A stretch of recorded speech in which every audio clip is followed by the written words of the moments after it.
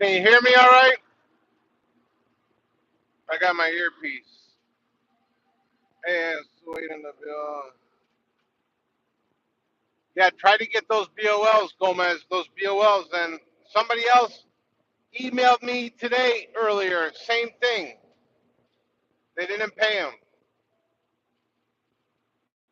It's like they're doing more now. You guys give me the BOLs and I'll track it back to the brokers and I'll let the brokers know. Stop giving these bozos loads because they're not paying any of the drivers.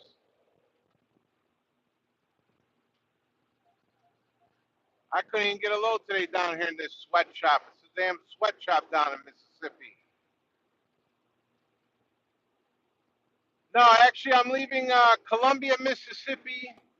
I'm gonna head up to Cedar Bluff, Alabama. It's a couple hours. I got a spot by the river up there. My secret. It's my bat cave.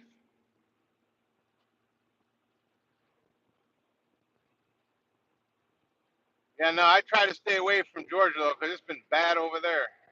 Cheap as hell over there. The only reason why I came down here is I got paid good for it, but what are you gonna do?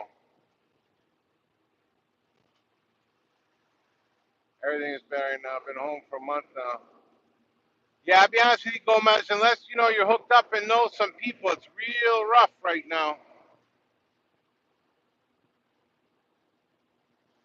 If you're looking to go with somebody, I can point some guys out to you. It might be able to help you, but you'll have to lease on to them. When those app guys and all these goofball companies, you guys gotta stay away from them. They're just bad news all the way around. And all they want you guys to do is take 60, 70-cent loads. Like here, this load I brought down here to Mississippi paid me $1.26 a mile. $1.26 a mile. I think it was like 200 pounds. They don't know how to negotiate with the good brokers, and a bunch of them are blocked anyways from the brokers. Yeah, Costa, that load. Who was it that posted that load? Because I would have told them off good. 50 cents for that? They're crazy. That really don't even sound right.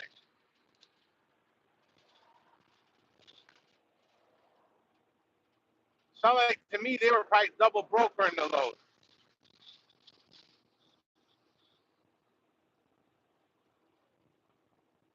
Curry driver, 3900. Wow, that's wild, Gomez. That's wild. I know that Curry has a broker authority and a carrier authority, but I know a bunch of their drivers been complaining too. So they must have needed to move that load, and they were willing to pay for it. How heavy was it?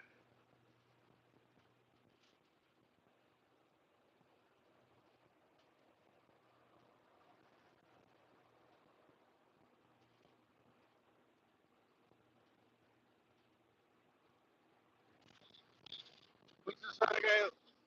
Lack. Lack, are you a driver?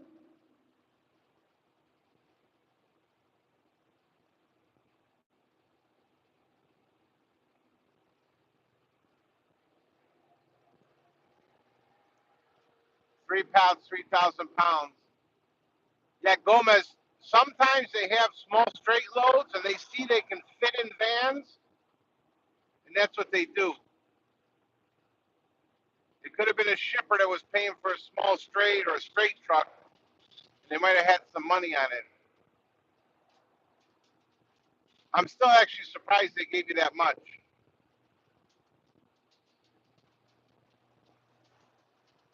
The way these guys been sucking the blood lately, it's amazing.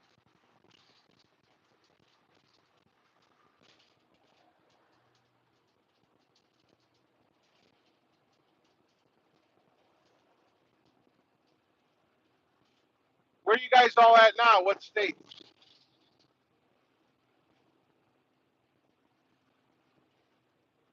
Actually, do you need me to give? Yeah, man. I tried so hard today. I had Alabama, Louisiana, Mississippi all open. I think maybe I bid on about 6 loads. I was even watching for anything all the way up till Monday.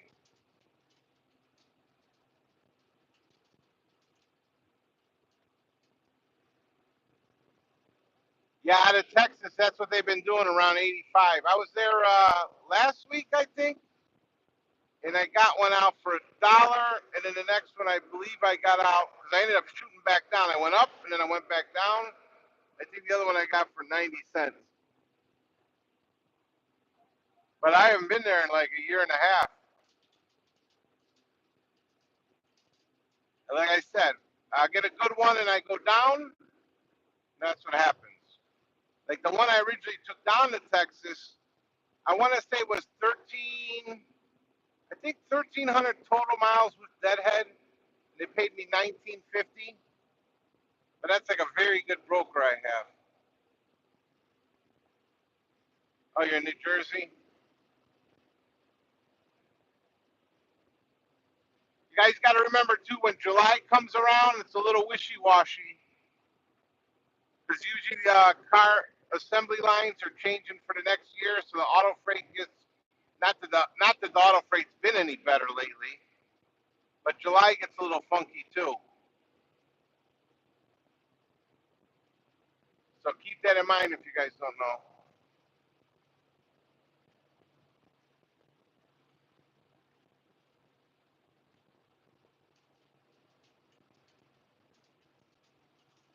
I just went out from down here. It's muggy as hell. 87 and muggy down here.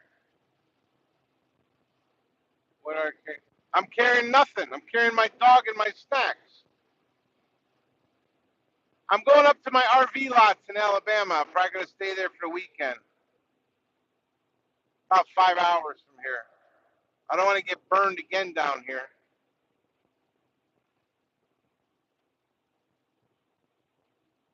I used to have a rule, I would wait not more than 2 days. Now I'm lucky if I wait a day. Especially it's the weekend coming up, so I'm going to reset myself to at least the middle over there.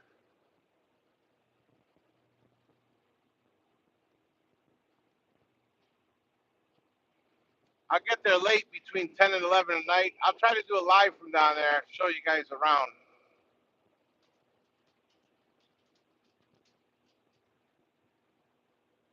Yeah, it looks nice out here. I mean, it's scenic and everything. It's just muggy. Hey, Jonathan, how you doing? How you doing?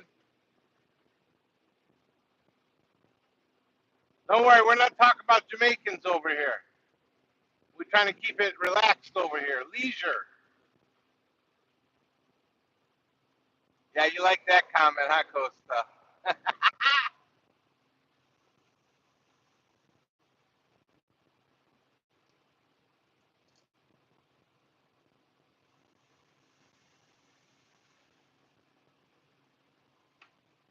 I might have to stop, I don't know, in 2, 3 hours. I got to go to Home Depot or Lowe's. I got to pick up some rebar spikes to mark something on my lots over there.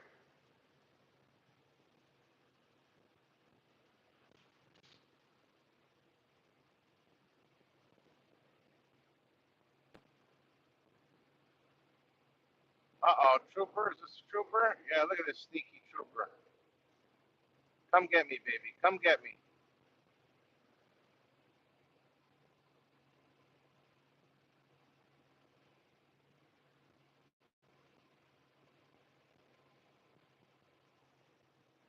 Coast, are you at home?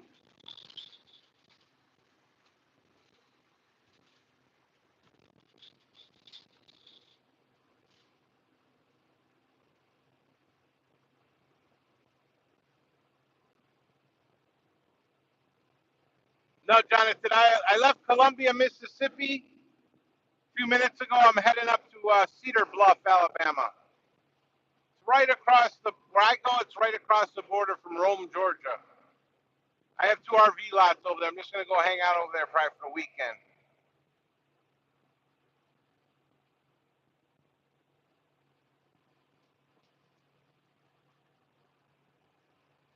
Yeah, I originally got that spot over there. That way, if I ever got stuck down south, I'd have somewhere to go and hang out and do whatever. Tomorrow, I'll probably go to the store with the other guy from down there. He's got a smoker. Probably smoke some stuff up. Maybe take a ride on the pontoon boat. Sometimes you got to just take this trucking crap and throw it out the window and just, you got to have some time for yourself too.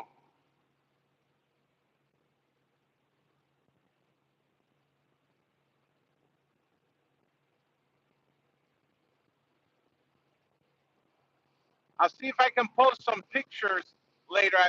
My load I dropped off, I went to a church. I'm in the wrong business. Man, that church was like the church even had a coffee shop and a small sandwich shop built into it. It was crazy. They even had their own live stream set up.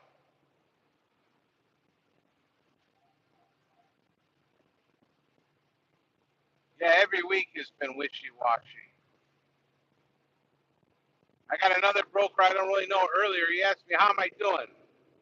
I said, I'm working for bread and water. He said, me too. I mean, it's affecting everybody, you know, but what are you going to do? We ride the storm and hope that when it comes, I've seen when it's good. When it's good, you don't have time to sleep.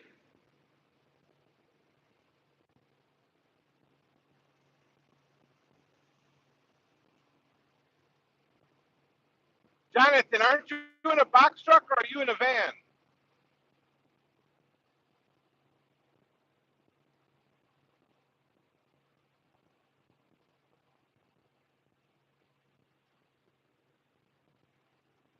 Okay, okay.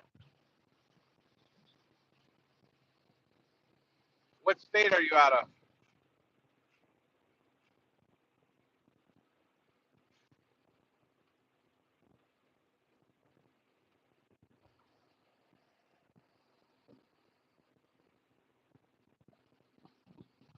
Oh, same as, didn't Gomez say he was out of New Jersey? Oh, no, Costa?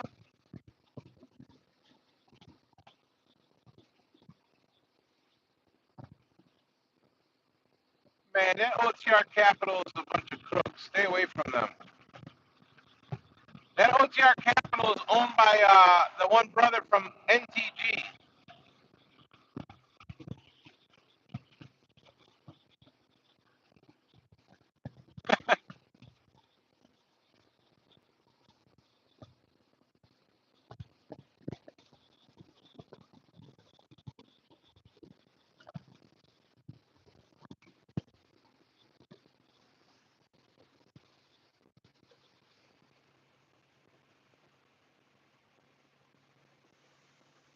Yeah, the only thing good about these roads out here is you can fly.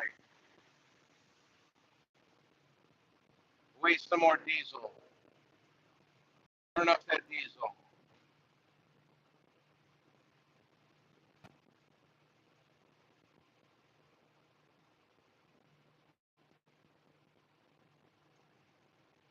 Hey, that's a nice scenery right there. That lush green, the light bouncing through the trees.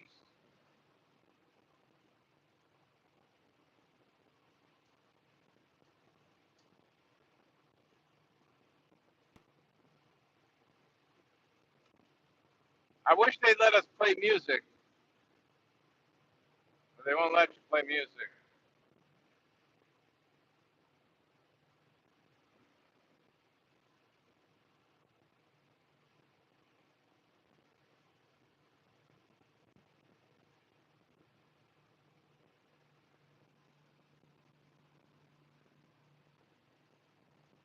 Hey, Costa, later on tonight, I'm going to talk to you about something.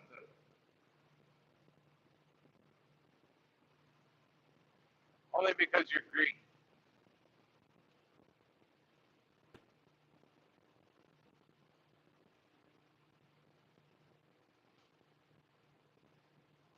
Did you check my MC number? You know, I think I did, Gomez.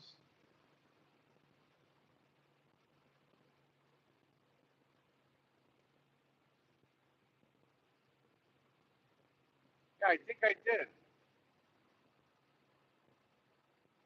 If you guys want to say hi to the brokers, there's probably a couple of brokers watching, but they won't talk.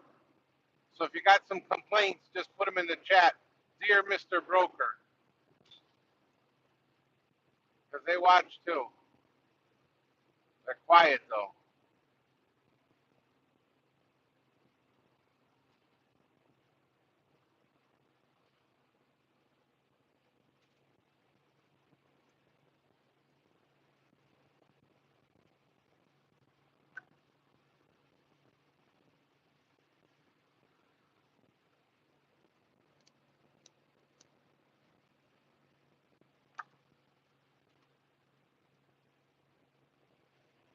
Sounds good, Costa. I'll be here chilling.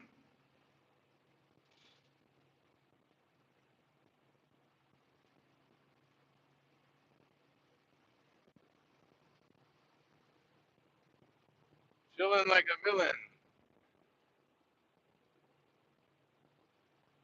Yeah, those usually come out from over there, Gomez.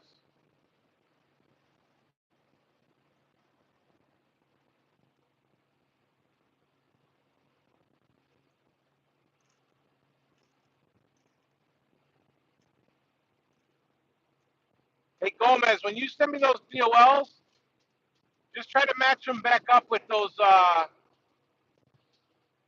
that work order they sent you. So I know which one is which, just to make it easier for me. Because I'll be honest with you, I got so much stuff that comes in that email.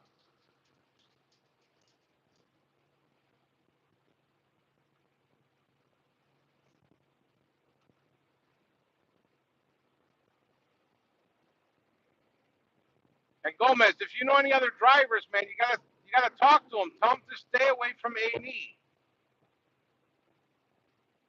Those dirt balls, they need to go out from the business.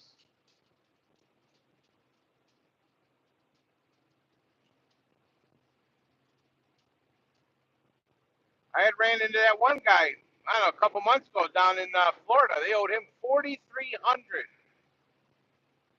They are sucking a lot of money.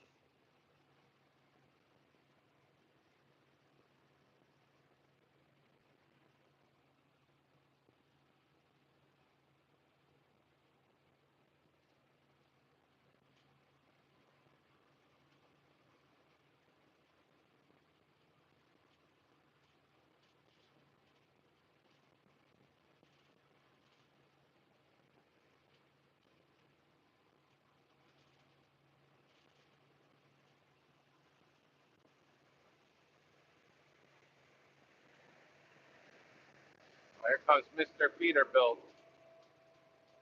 Mr. Peterbilt.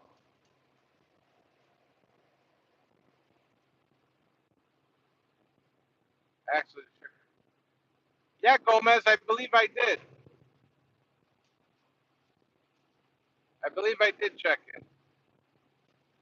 I think it was clean. I just think the email didn't match up that you were emailing me from. So I don't know if you were using a different email.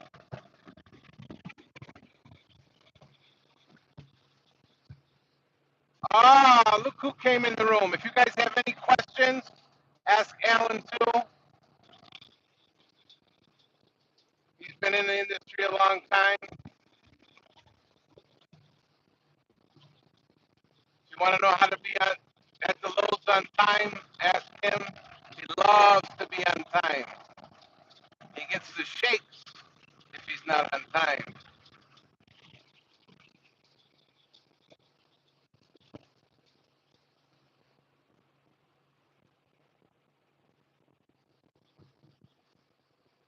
Show me that.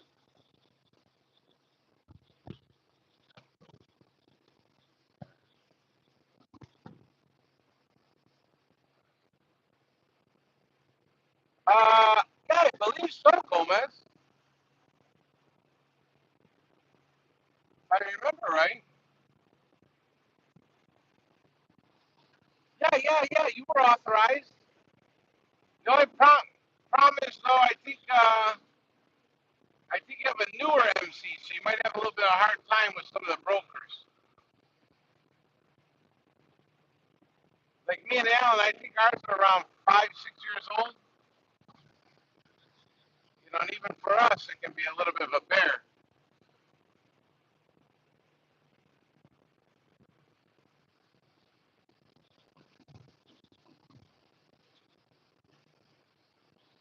And whatever you guys do, just stay away from those YouTubers that want you to take those webinars and all that stuff that don't even have MC numbers. They used to deliver pizzas or whatever they used to do. Hey, Kimberly, how's it going? Kimberly, we had a bad day today. Bad day. We got to move. We're going to go down by the river.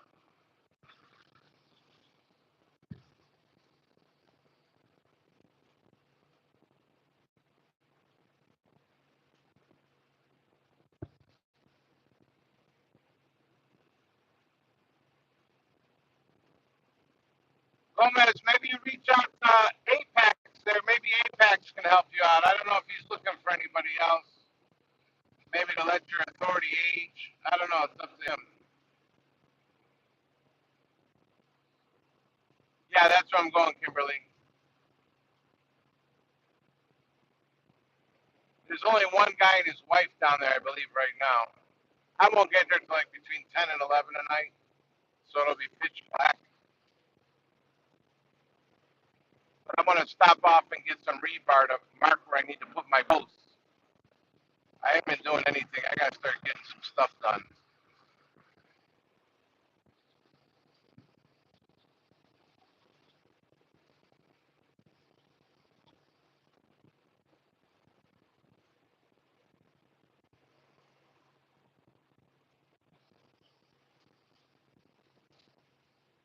There's a lot of drivers at A&E owes thousands of dollars to.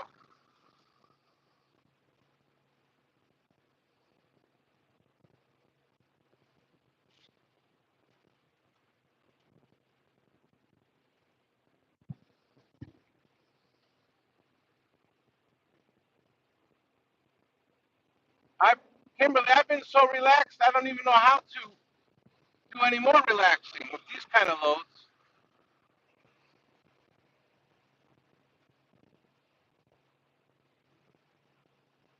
All right, Alan.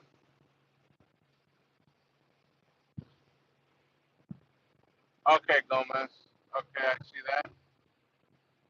And hunched over, I feel you. Hunched over.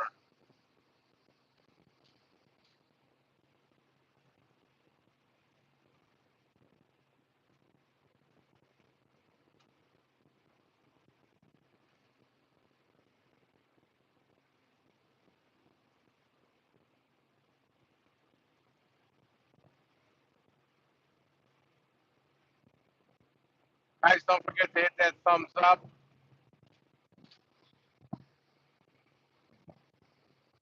Hit that thumbs up.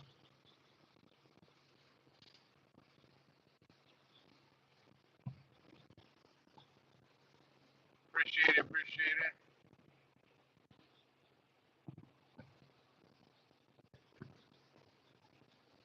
Man, it's quiet. Nobody's even jumping on the live. That means all of YouTube is quiet.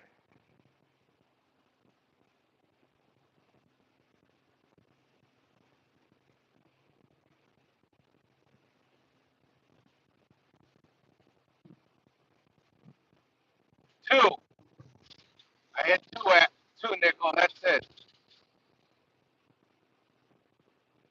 Now, if I wanted to take 60, 70, 80 cents, it would be a different story, but I don't touch that crap.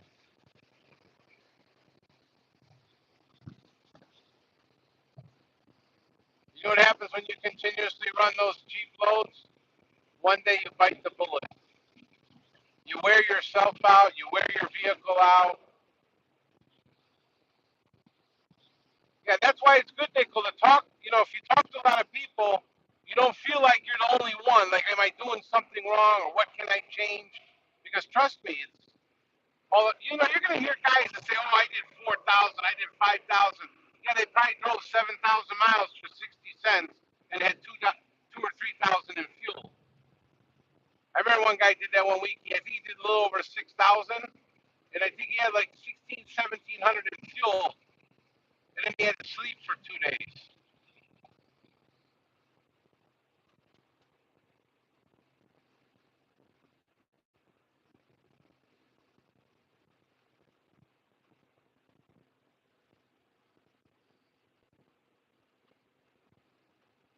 Yeah, there's a bunch of new guys on Facebook trying to lure guys in. And I go to look them up. I try to see if they have MC number stuff.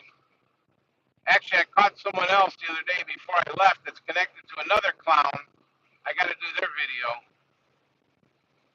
because their other authority is blocked, I think, by 3 or 4 companies. But now they're using another authority on the side.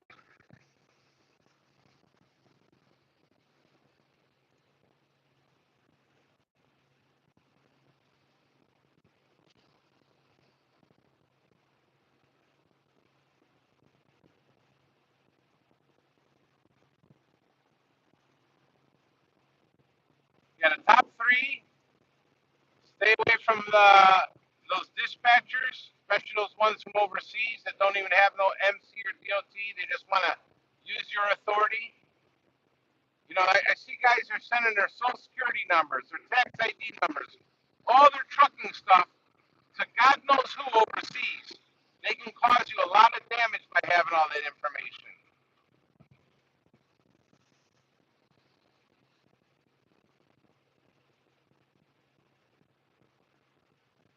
And the next is those app guys. I'm going to bang them up again, too, some more. I got some more stuff for them.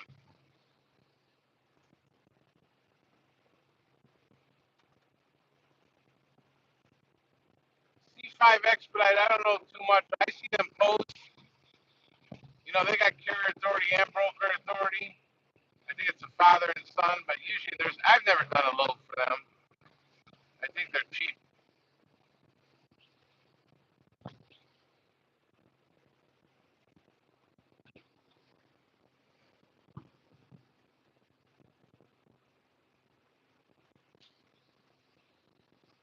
Yeah, see, I never use any of that stuff. Like when you guys say Curry and U-Ship and all that, I've never used that. I know Alan's never used any of that.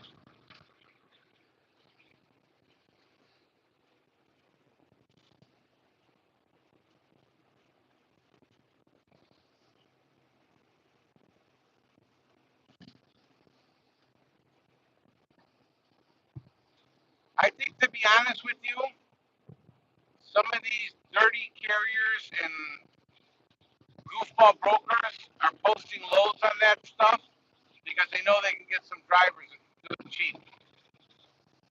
I'm not saying there might not be a good load here and there, but I like to stick with the brokers that are in the industry, the expedite industry, and I know their records, I know their MC and TOT numbers, I know their credit.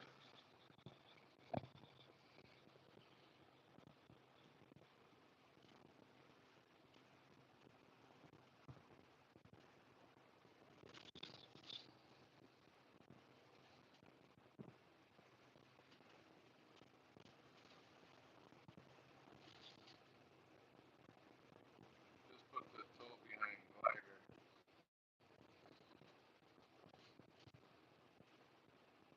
Yeah, but Nico, what are you driving?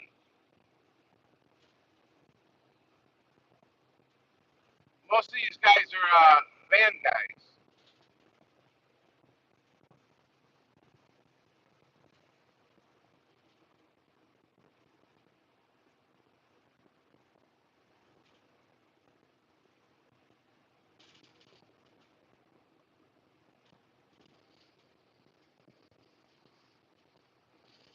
Oh, and you're pulling a trailer behind that? I want to don't advertise that if that's what you're doing.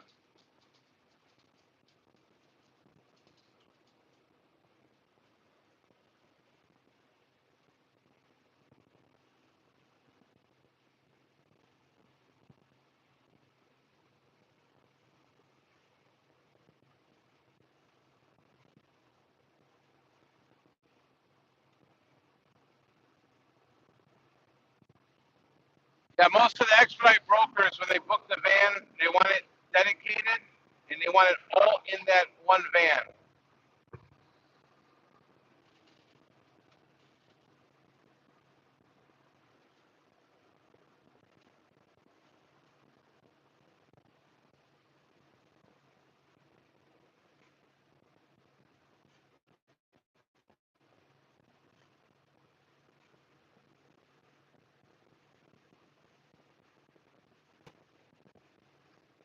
Man, this is a long, boring road right here.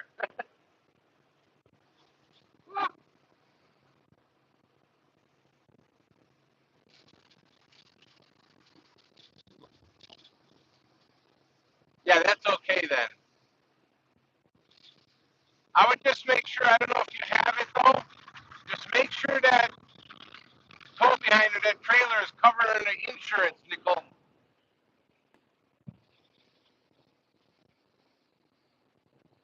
Especially if you have Progressive. Progressive is notorious for not wanting to pay claims if something is wrong.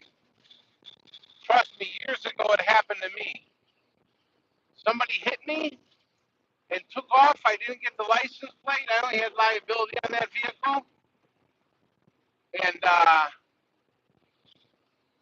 they told me because I didn't get the plate. My agent at that time actually told me I would have been better off telling him I ran into a pole.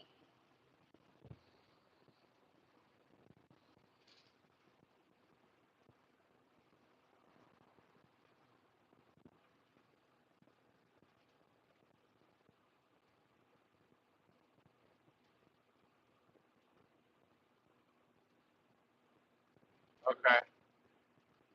Yeah, see, Gomez, I've never even been in my 6 years doing this. I've never even gone to Seattle. I do not go up in that corner. I think Sacramento I've been to, like Northern California, I've only been to like once or twice. I've been to Southern California a couple times. I've never been to Oregon. I've been to Colorado maybe 2 times. Wyoming one time, and last time for Wyoming. North Dakota 1 time. South Dakota maybe 2 or 3 times. I don't go up in that corner.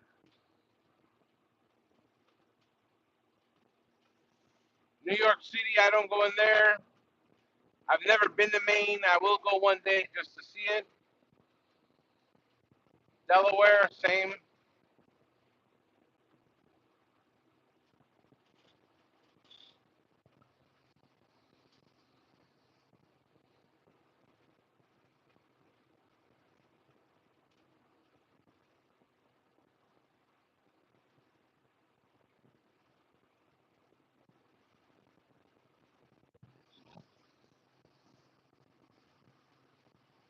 Feels like it's starting to cool down, or I'm just in the shade.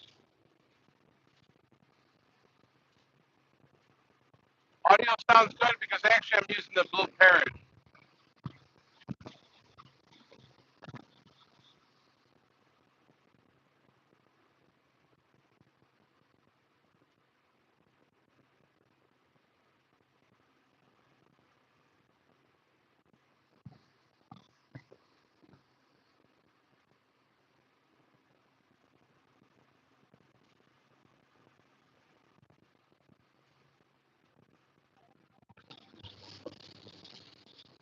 Uh-oh, stay on the road. Stay on the road.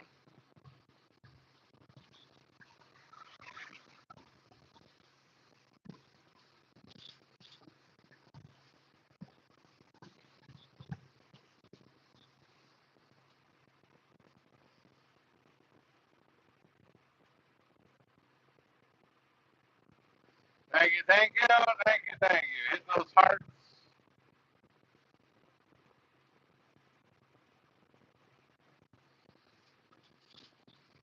Let's go around this truck. I'm tired of looking at him.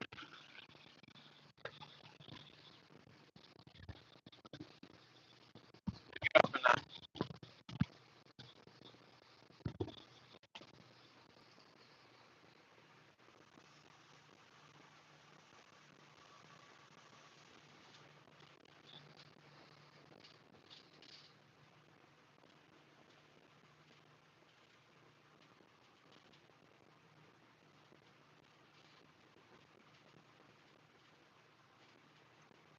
Yeah, and guys, try to stay away from those semis, man. Those semis will take you out. I had one time. He was riding on the emergency lane. I was out in the desert somewhere though. I was like, "What's he ride? Why is he riding on that rumble strip?" And I think he was taking a nap and just listening to that noise so he could keep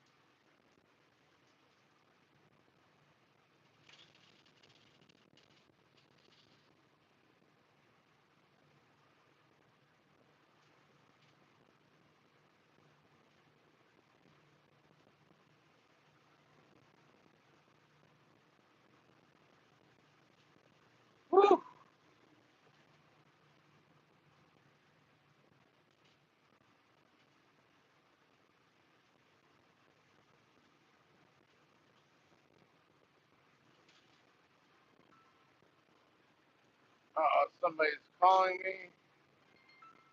Let's see.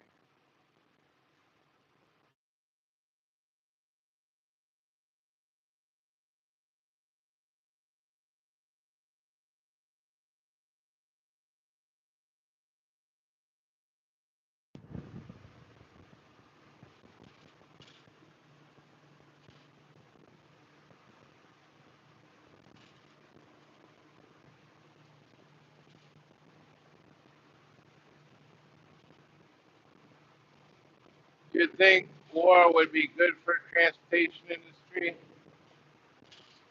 Uh, yeah, I think it would depend. I mean, they always say that war makes money, so I would think so. But I don't know. Our country has lost so much manufacturing. It's hard to say.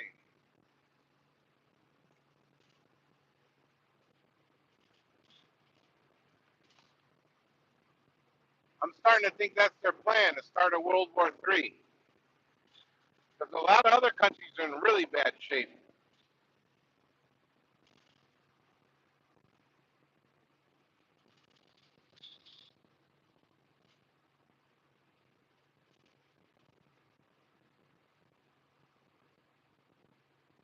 Yeah, you like to go to all those crazy places, Gomez.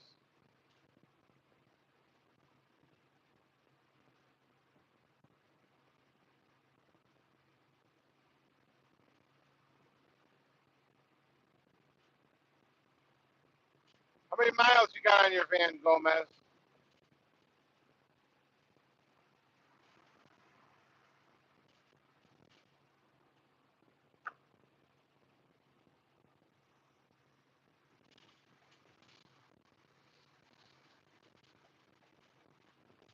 Yeah, that going over there in the west or in the winter? Not me. I've done that. No.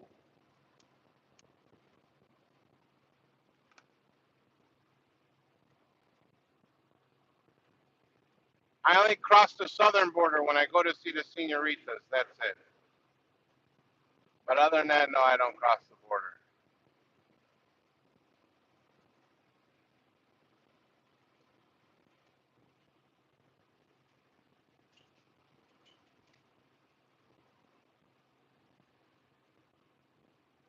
Yeah, you had to remind me, Nickel. It's a nice little spot across the border.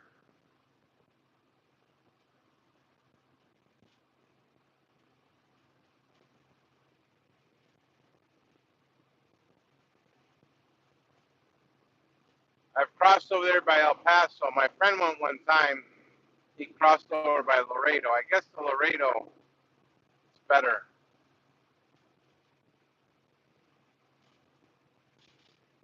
Mercedes 2500, Gomez.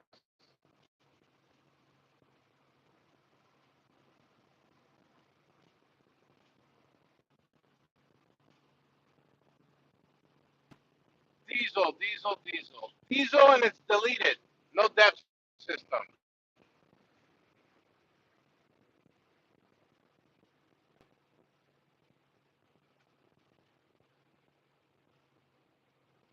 Yeah, that place, Nickel, I heard you do not want to get caught at night in there.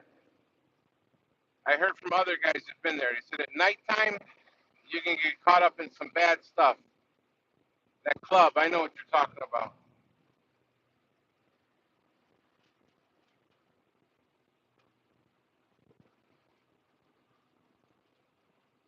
Daytime, I heard it's okay, but you don't want to hang out there at nighttime.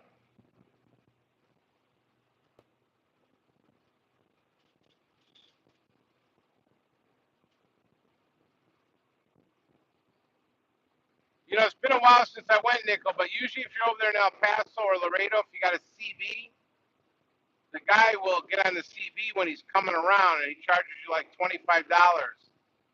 And he'll take you across, he'll stay with you, do what you're going to do, you know. I, only if you're going to be like stuck for a week or something. Get yourself some cocktails, hang out with some senoritas, and then he'll bring you back. The one by Laredo used to be a big guy. I think they used to call him the Indian, and he would come in a cargo van and take you.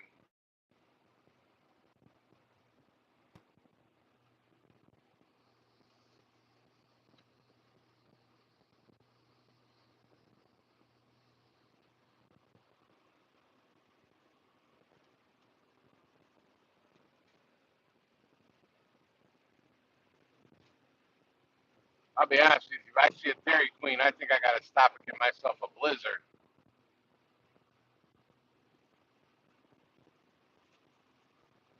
ice cream cone, or something. Man,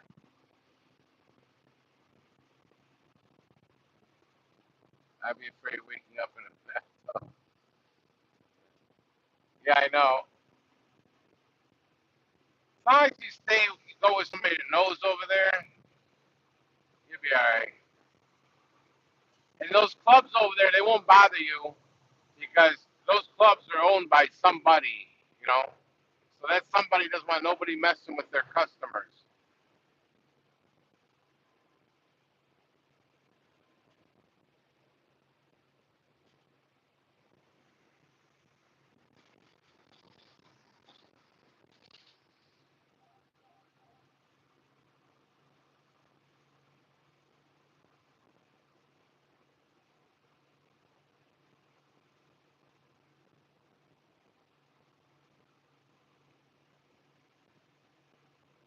Man, look, I mean, it's Friday. I'm down south, but you see, like, nobody's on the road. I mean, at least on Friday, you think you'd see some people on the road. There's like nobody on the road.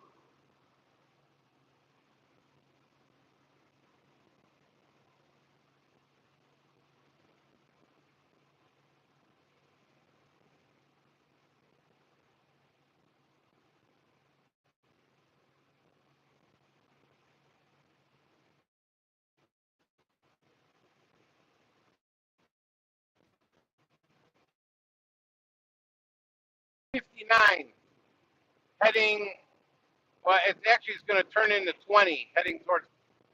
I was saying 40's nice. I like cruising on 40.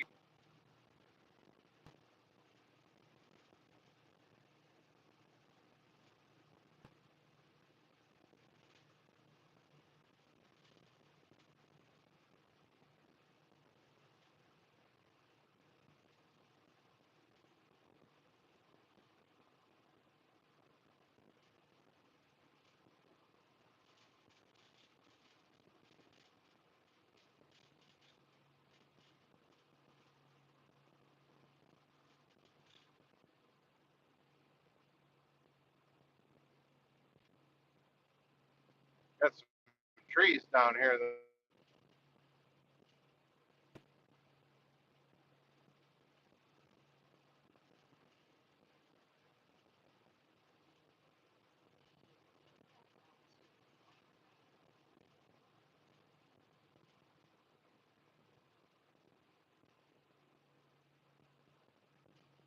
Yeah, 75 and 71.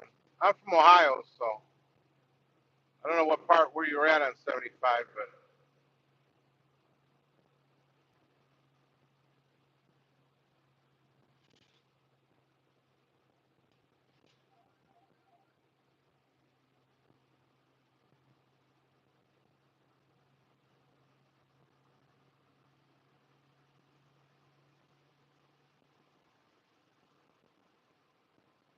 oh, that's always busy over there. Yeah, that Tennessee over there, that Knoxville and that Nashville.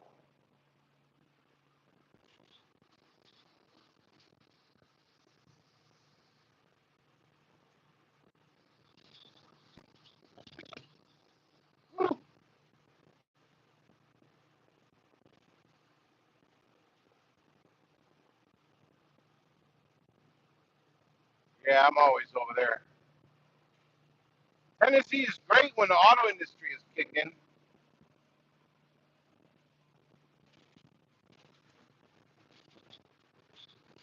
They need to stop playing around with those damn electric cars.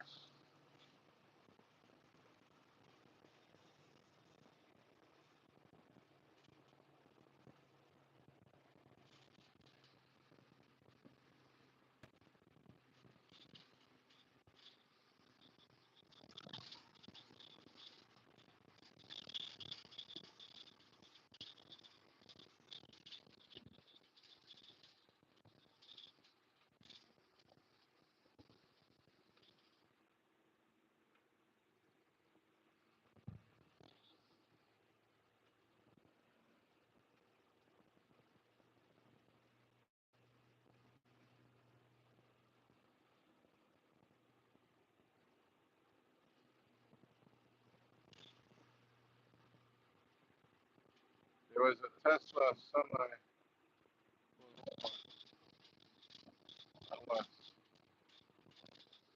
Yeah, I think that's where majority of that stuff is out west.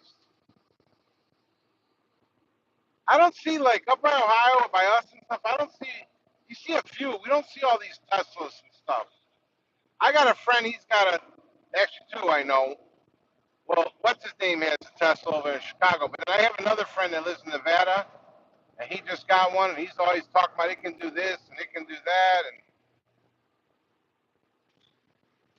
but he said like over there they got charging stations now. I think it's like 40 or 50 chargers lined up.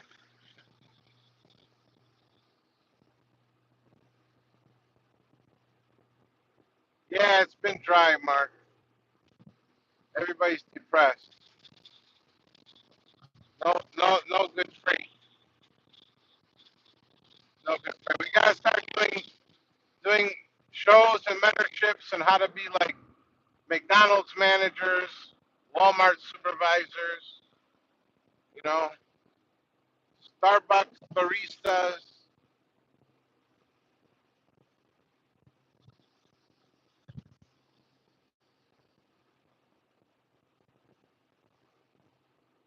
Waffle House cook.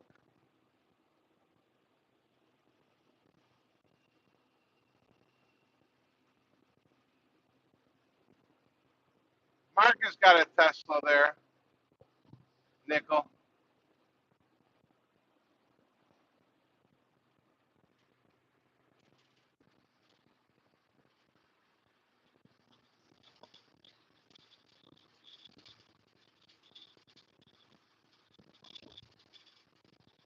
Hey, Mark, I, I went and checked earlier on you know who. How the heck did he get 1,500 views for his vertical? How? For what?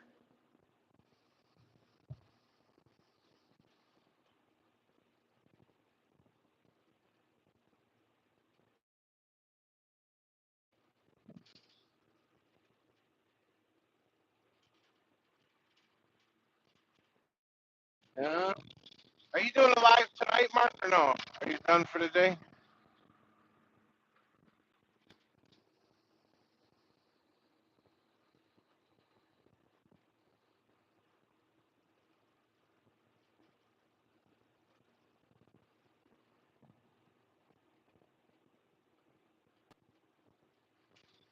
Oh, I got you. Yeah, that's right.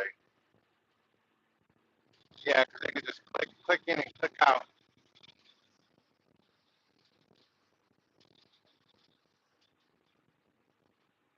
You're done. Yeah, I might be sitting over by the river this weekend, Mark. So if you try to get a hold of me, shoot me a text. Because sometimes the reception's spotty. The text will pop up, and then I'll move to where the internet is. We'll go sit by the river. Maybe we smoke some meat tomorrow or something.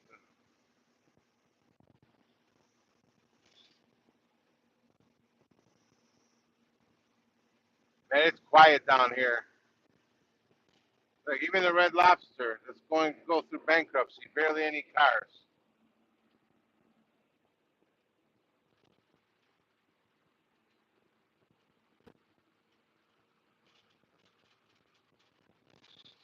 Time for a driver.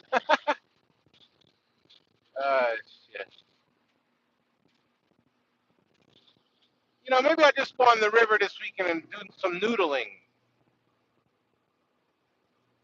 You know, just stick my arm up underneath the bank there and wing out one of them big catfishes.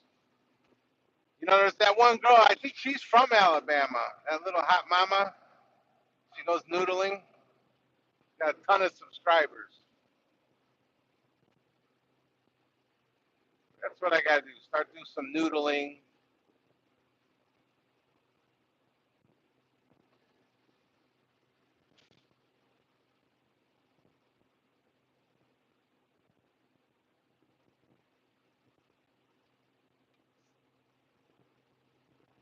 Yeah, I'll swing by Piggly Wiggly tomorrow, pick up some groceries, and go hang out with the country folk. Country folk. Yeah, that's for Hannah. Man, she's a beauty.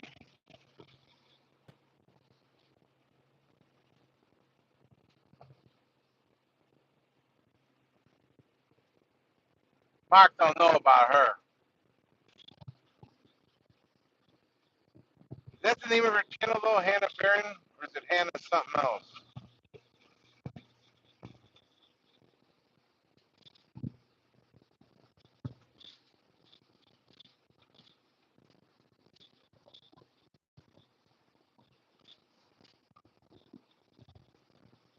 Yeah. Yeah, I'll be honest with you. I stopped at this Exxon Mobil this morning after I dropped off, and man, these three came in there with their Daisy Dukes and their tan legs, and they had like four or five cases of beer. I was gonna just hang it up, man. Say the hell with this, and I'm with them. I don't know where they were heading with all that beer and those little tiny shorts, but man,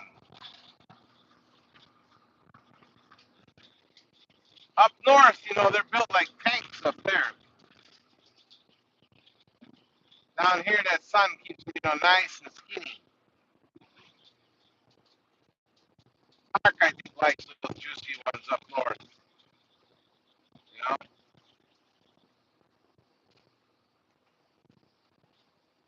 I like those little chickens. I like, throw them around a little bit.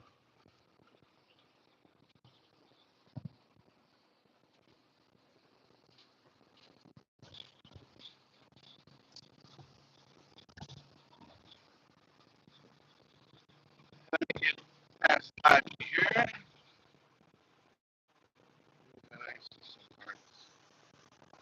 Yeah, the South has definitely got some spots. Just got to know where to go. Every once in a while, when you're doing X-plane loads, you'll find these places that are just, you'll never know they were.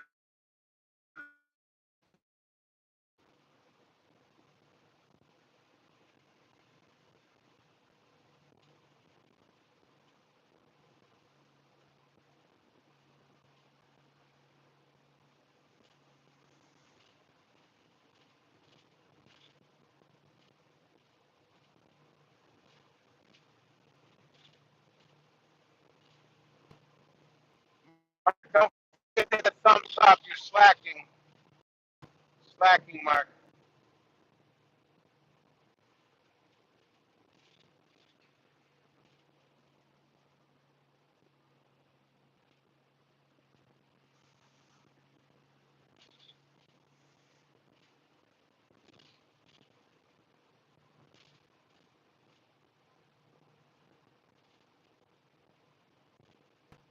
Let's see what I got left here.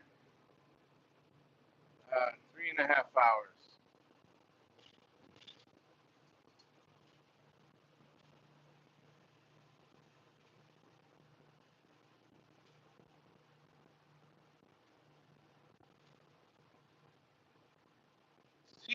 Cedar Bluff, Alabama. Cedar Bluff. It's right to the left over the border of Rome, Georgia. Like actually, when I go there, I actually cross into Alabama for like 3 minutes, or into Georgia, and then it loops back in. The way I have to come down in the road to get down in there.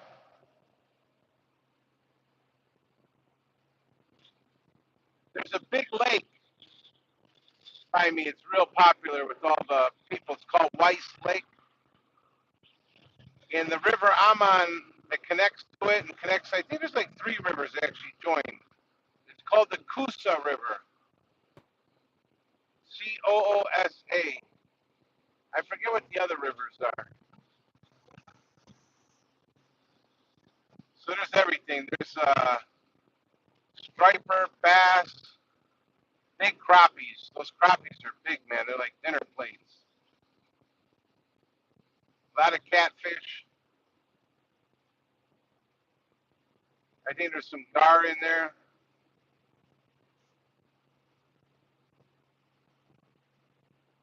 Eagles. Last time I was there was an eagle.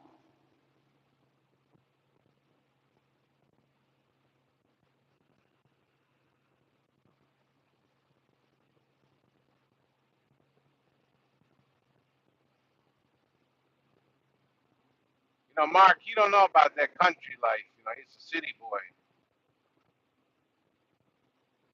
He's used to that concrete jungle. You got to get out to see the trees. Feel the mulch in your hand, you know.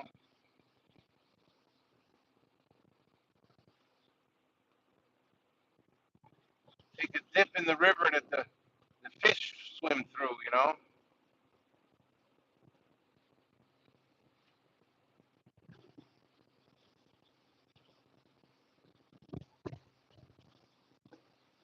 I like it down here because at night it's like pitch black. It's quiet, man. Like when you sleep, oh man.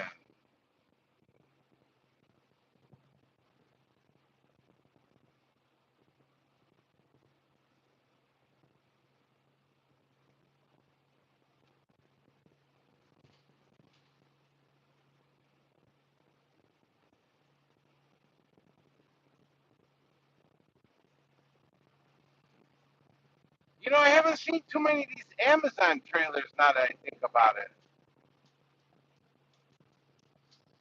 Yeah, I unloaded earlier this morning, Nickel.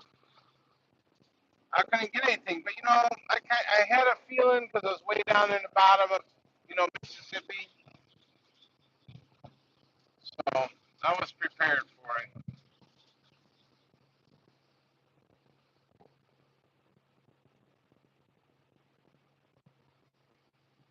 So yeah, it's about a little over 300 miles for me to move up here, and then I'll be closer to. I think I'm within like 2 hours of like Nashville and a couple other spots, Huntsville, Alabama.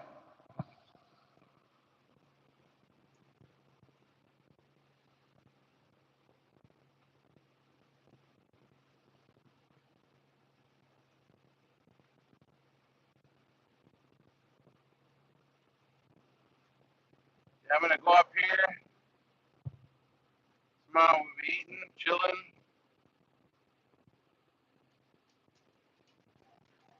do some walking. Get the hell out of this van.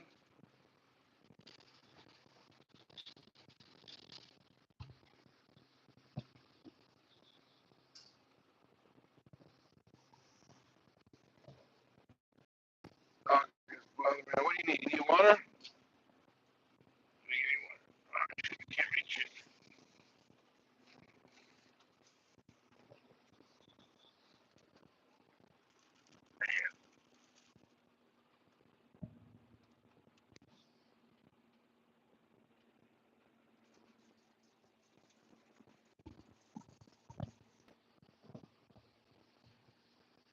All right, let's kick it up again.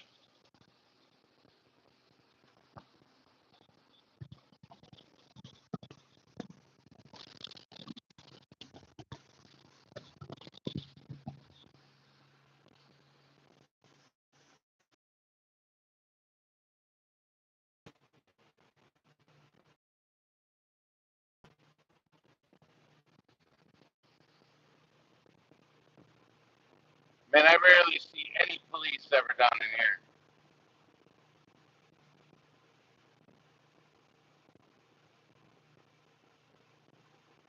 You do 80 miles an hour over here, nobody bothers you.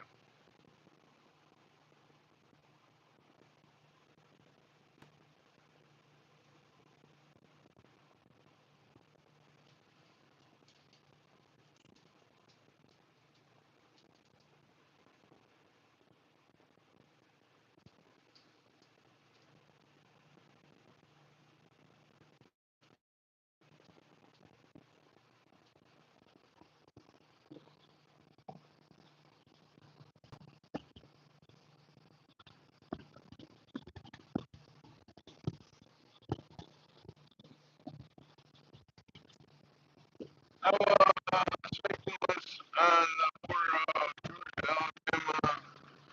The forest went quiet and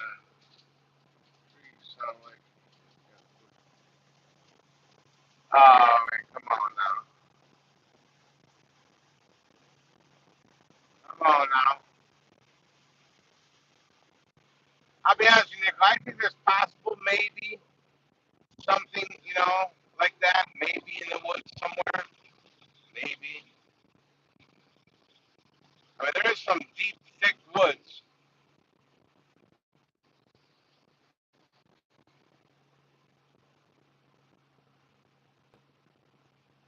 There's stories. I believe it a little bit anyways because it's in the history books, like even of the Indians talking about them and stuff.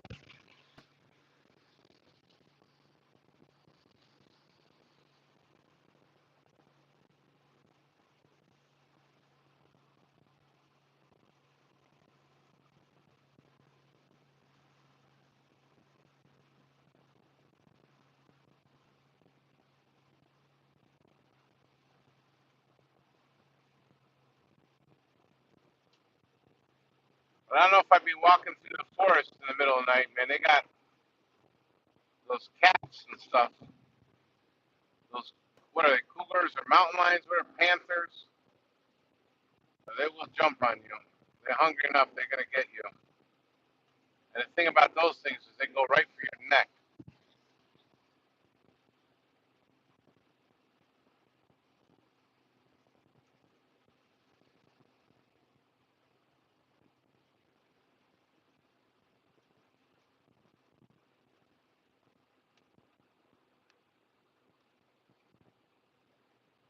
It's in Georgia. I think I know what you're talking about because I got a cousin that lives in, well, he lived in Sewanee, Georgia, and now he moved up. I can't remember what that spot is because he just built a new home. But I remember him sending some pictures of a waterfall and stuff. And I think it was like a rec area. I can't remember what it was called.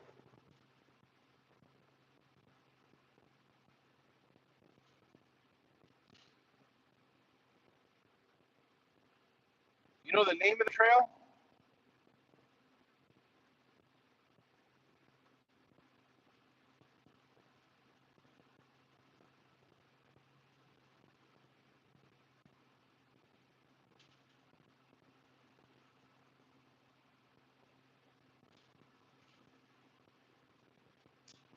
You know the one thing I'd like to do, but I think it takes like 2 or 3 months to do it? What's that one trail that cuts? Where the heck does it start from? That trail, shoot. There's that long trail that goes to the mountains and it goes to a bunch of states. Hey, I can't think of the damn trail name. But you can walk it, but it takes like, if you were to do the whole thing, and I think you get some at the end, certificate or something. But if you walk it or hike it, or literally, I think it takes you 2 or 3 months. Yeah, the Appalachian Trail, that's it.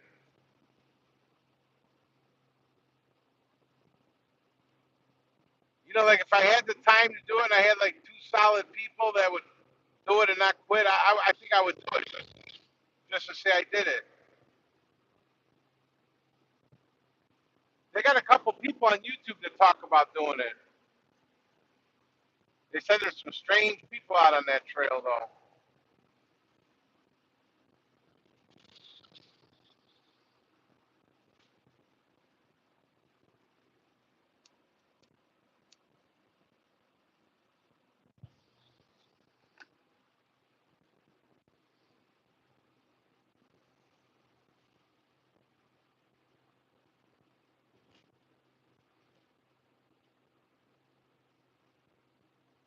Pretty good for a YouTube video, like 3 months long. My journey along the Appalachian Trail. I don't know if signal would hold up though.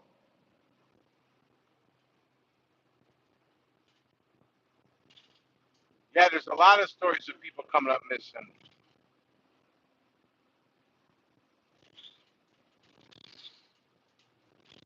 They say even in those mountains of Tennessee, there's some areas like people said you just don't want to go in them. There's things in there that you're just not supposed to know about, or people are back there. And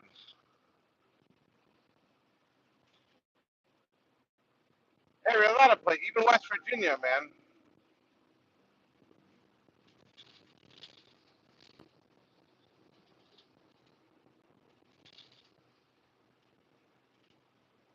Hell, you probably walk up on the cartel with their shop set up.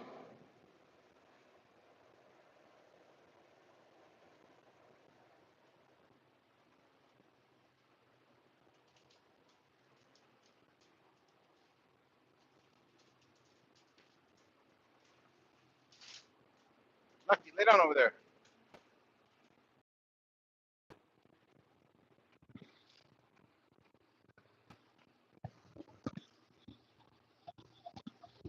Let's find a stop for her.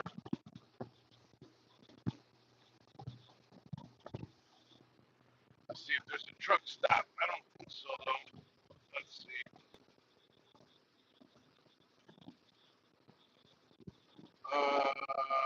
Nope, nope, and nope.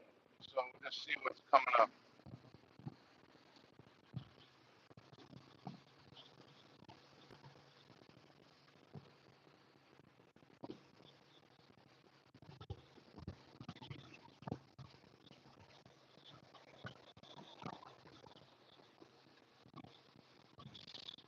Hey, there's a good channel, Nickel.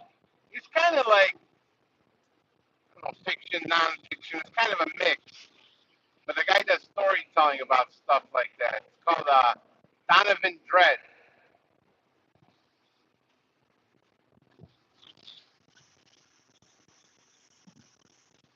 Donovan Dread. He's on YouTube.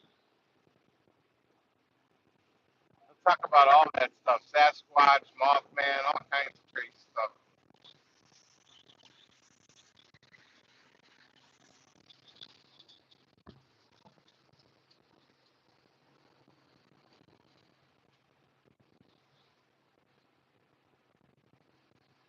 Yeah.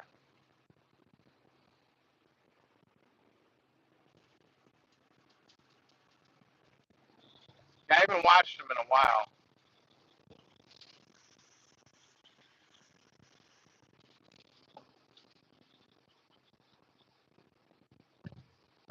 No, I haven't seen that. Is that on his channel or is that a channel itself?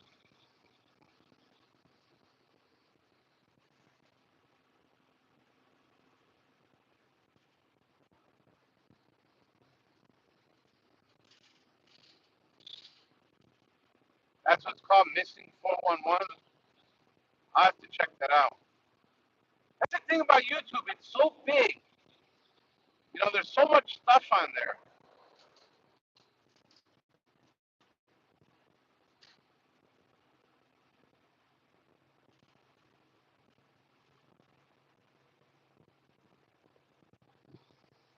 That name sounds familiar.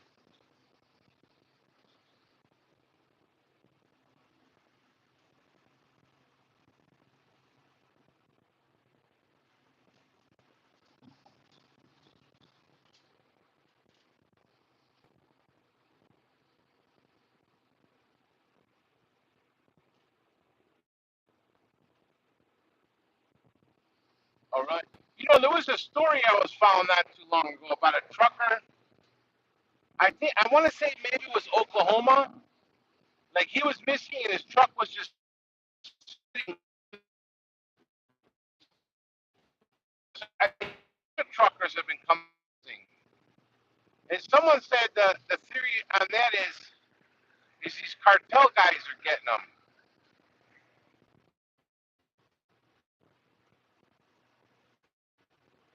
Yeah, there's actually quite a few truckers that are missing. It's amazing how it doesn't come out that much on the news. Yeah, yeah, that's the story. Yeah, he was hauling pigs. I never found out if there was a follow up. I think it was like 2 months ago, maybe.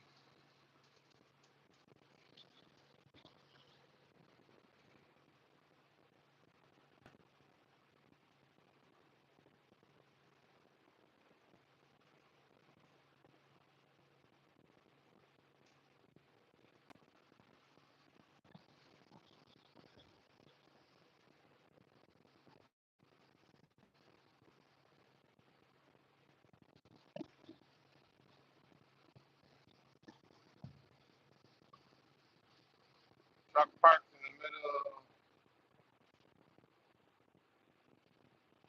Yep, that's the story.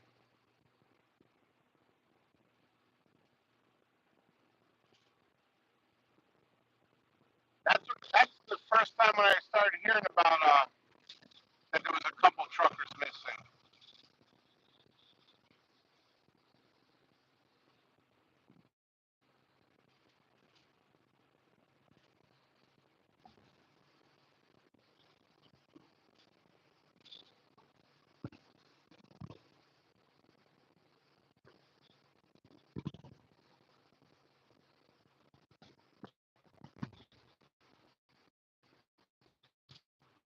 Yeah, that's what I do.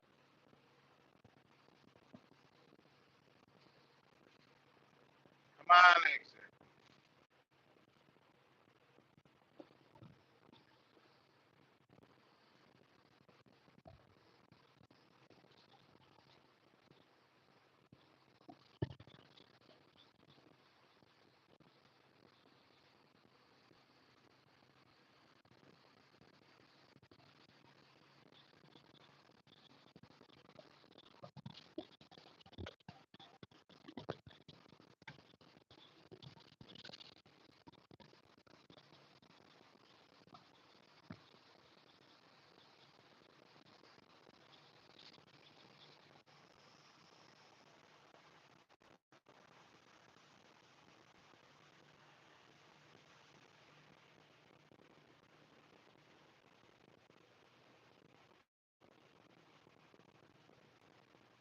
Not falls. Whoops. What's up with this road?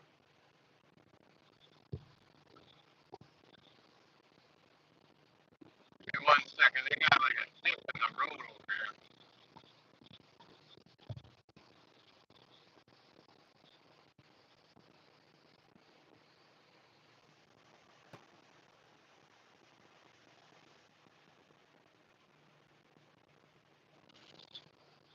Right, that falls area I was talking about. Yeah, even that name sounds familiar. Hemlock Falls.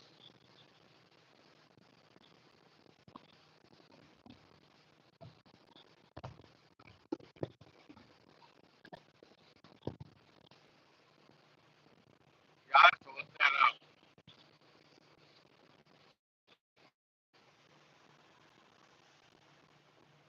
It was funny because like 2 months ago I went to see my cousin. He's been building a house, basically up on like it's like a mountain, way on top. And I looked at it, I said, "Bro, there ain't nothing out here. It's just the way I like it." I said, "Yeah, but nobody's gonna come see you."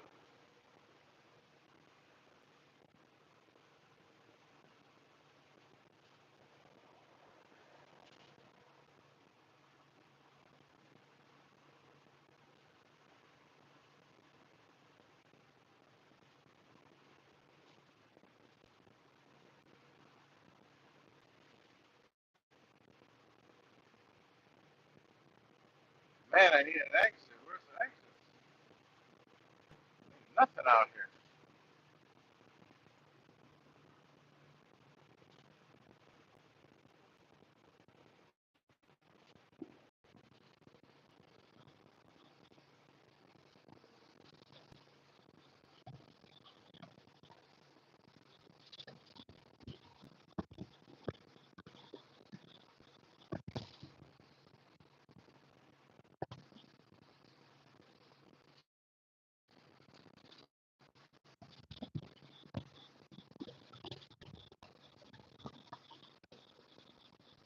I remember a ways back there was a broker that was telling me he had a problem with the driver because the driver told him, "I don't drive at nighttime. It's too dark." He told me you're in the wrong business. And, out here it's dark out here at nighttime.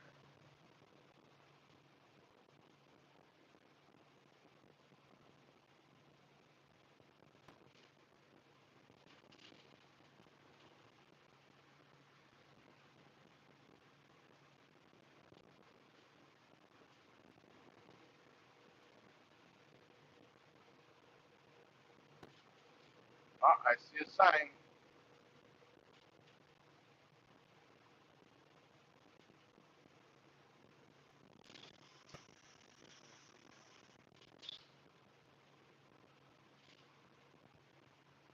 Yeah, I don't know if you like Arizona, man. It's always going to be hot over there and miserable. You need trees, man. Tennessee and Kentucky are nice. Uh, if you look on the right side of Kentucky, the land is usually cheaper over there, but it's more. And I always liked along the border, like a nice mix through there.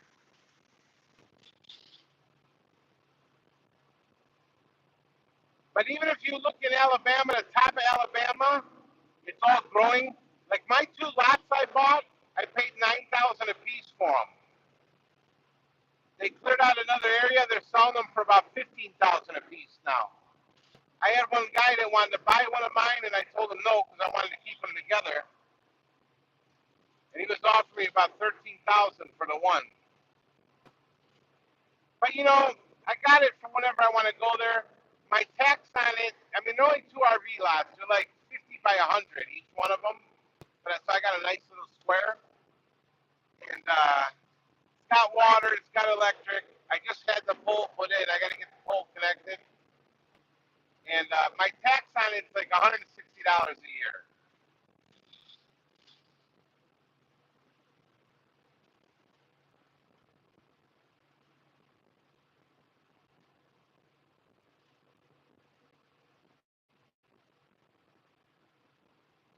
Good to have some land.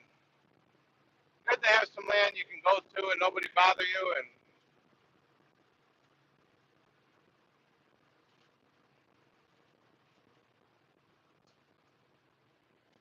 the best way a lot of times is to find it. If you're looking for like a couple acres, you got to drive around because some of these guys don't list it, but they'll have signs up. Or a certain area and you like a certain area, you got to ask some of the locals.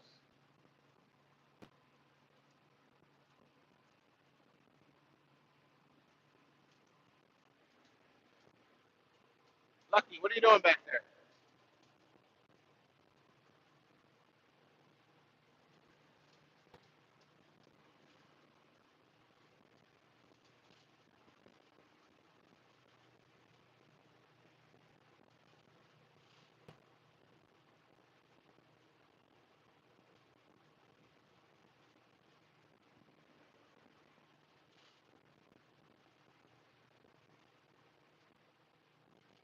Man, I need a pit stop. Take my dog out.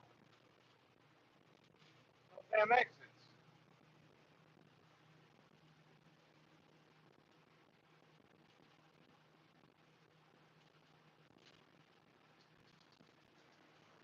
Lucky.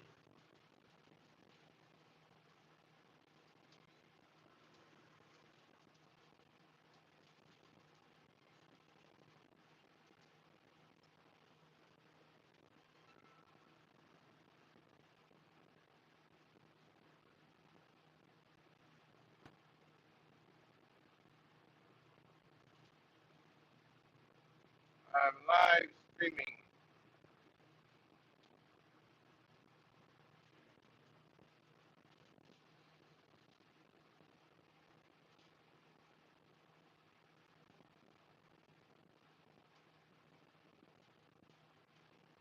Yeah, I know, but most of that land, there ain't nothing on it. It's just dirt and tumbleweeds. I've looked at all that stuff. I always thought to myself, too, man, should I buy some of this? But, man, you'll be out in the middle of nowhere. In that Arizona, man, wait till it gets up to like 115.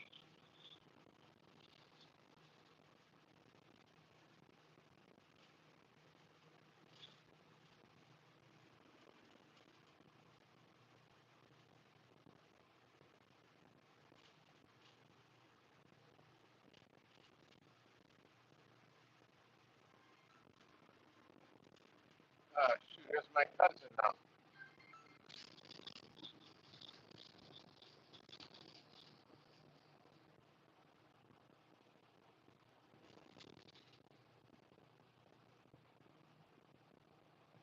You know, always, like, the spot I go to, there's people all up and down the river with, like, campsites, mobile homes, little mini homes. You can have jet skis over there, whatever. Pontoon boats. So you got fishing, you got whatever you want to do over there, man.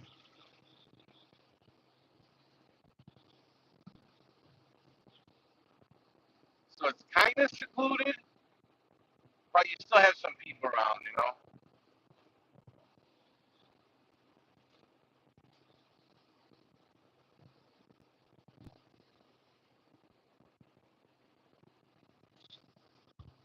What's up, Matt?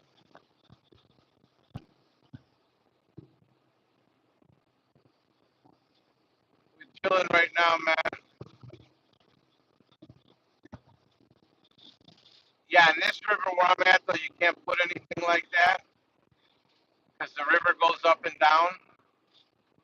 Like last year, towards the end, because they have a dam, I guess, way up on one end, and the one guy didn't get his boat out in time, his pontoon boat, and it actually kind of got like beached because the water was down.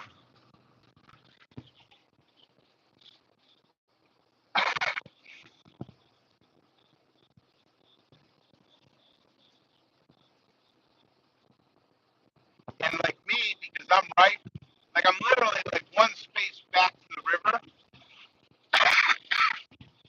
So anything I do too, I have to get them to come out because Alabama Power, like you just gotta tell them what you're gonna do, and they just have to make sure you're not doing nothing crazy because you're next to the river.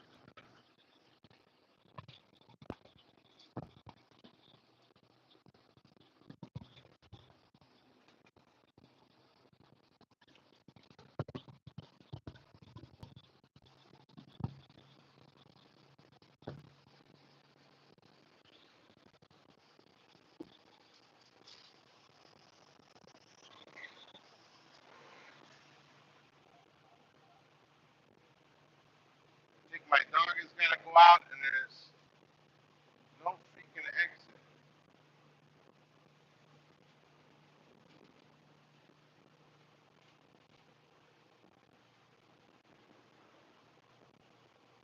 We need an exit.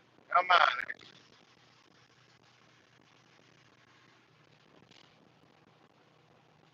Uh-oh, somebody's heading south. Good luck, buddy. ProMaster heading south. Have fun down there in that sweatshop. That is a sweatshop down there right now.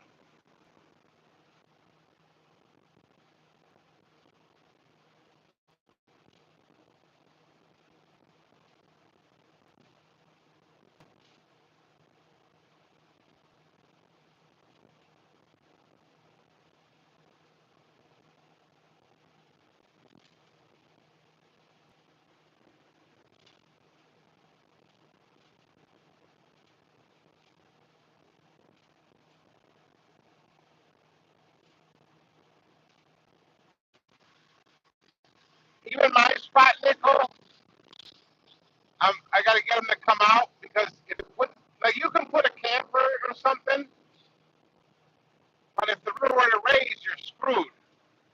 So if you want to put something a little bit permanent, you got to put it on stilts.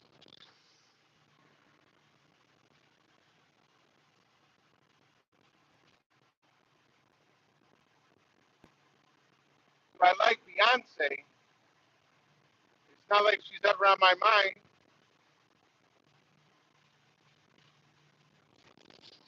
What kind of question is that?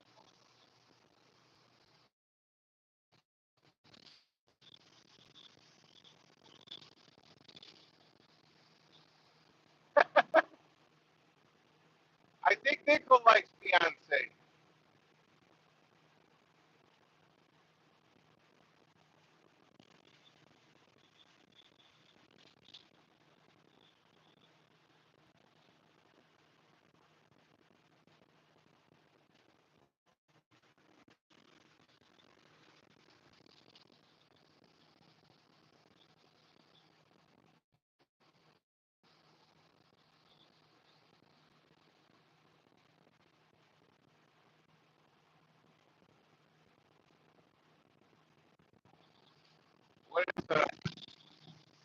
What is a good freight day?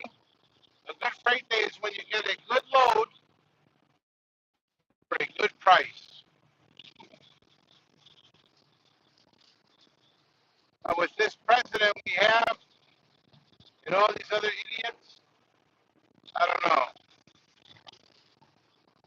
I'm guessing, Penelope, you're not in the United States, or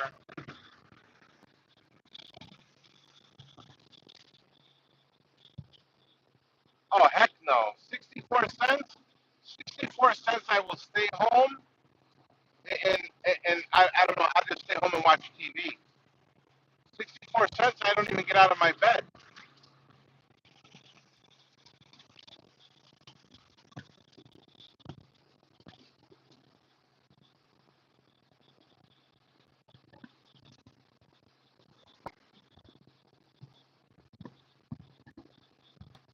64-cent loads. You will not stay in business.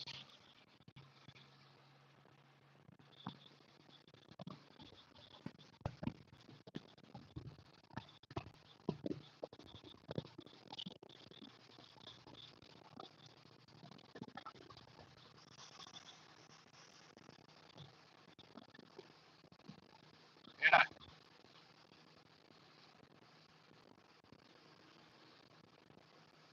Why are you asking, Penelope?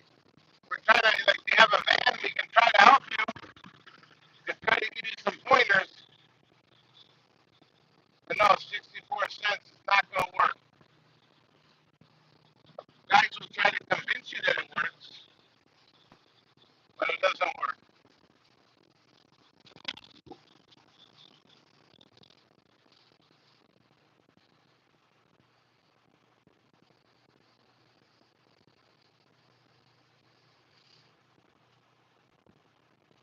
I gotta be honest with you. You're right.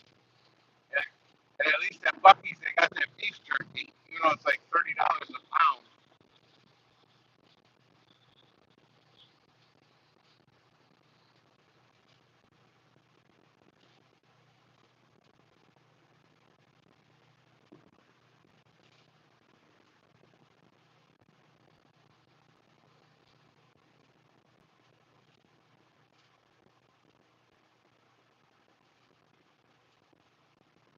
Uh-oh, we got some blue signs here. Blue signs. Let me see what we got here. Food camping, exit 32. I drive a Transit 350.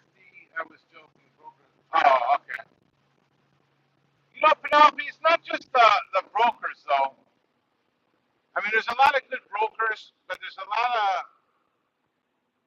lot of bullshit going on.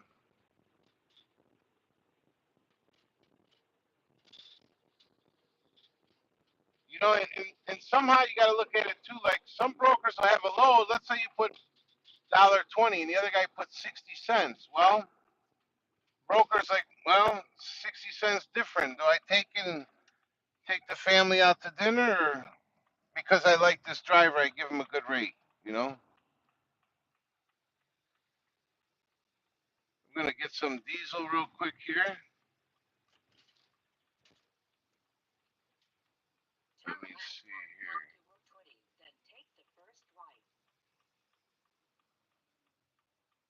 Let me pump by the diesel here.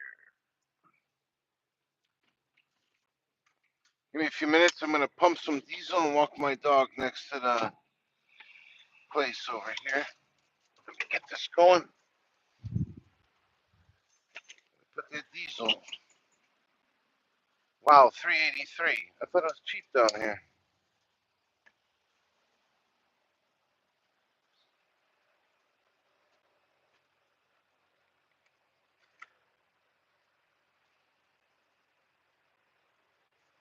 Uh,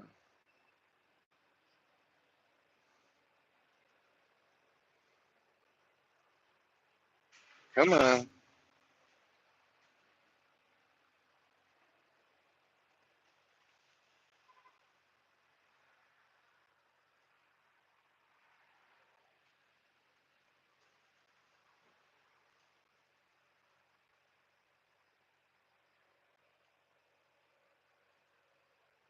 Come on, come on, come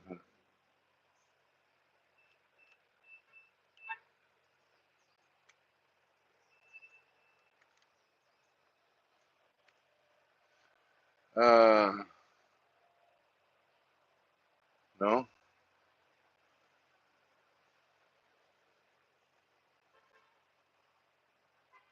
no.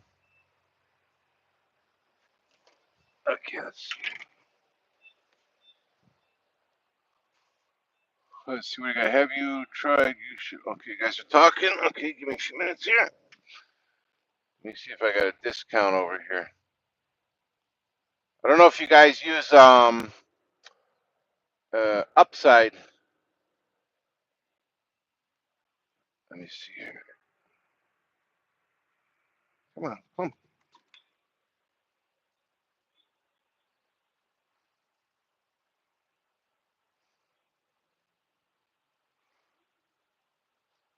Let's see, guys. We got any deals over here?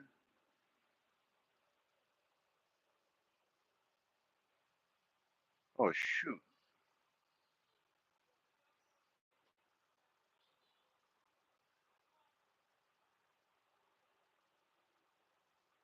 man, I ain't feeling. Man, there's a deal. 8 miles. Let's just put a little bit here.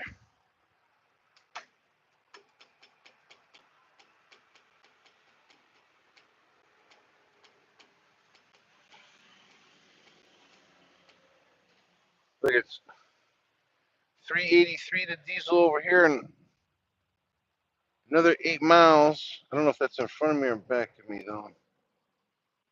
Let's see. It's 347. I knew they were up to something over here.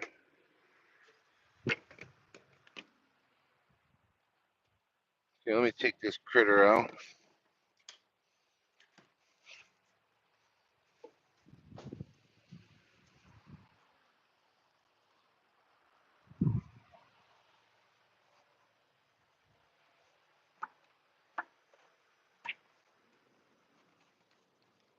on, you gotta go out. Come on. Come on, people are waiting.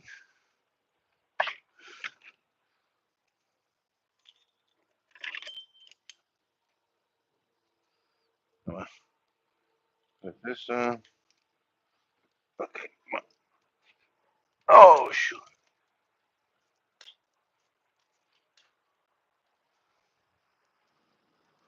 Come over here.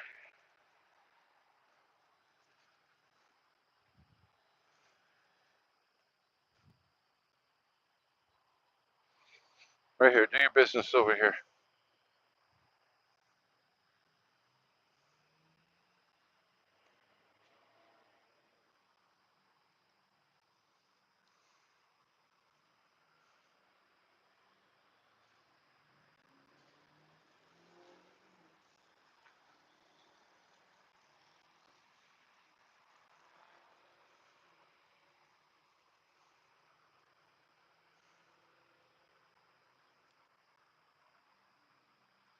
Oh, yeah. Come on.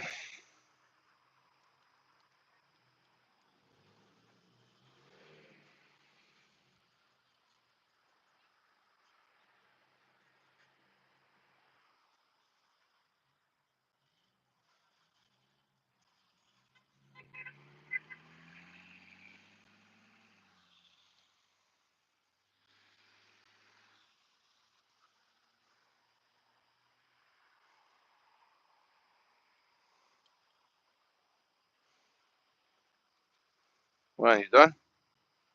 Can we go?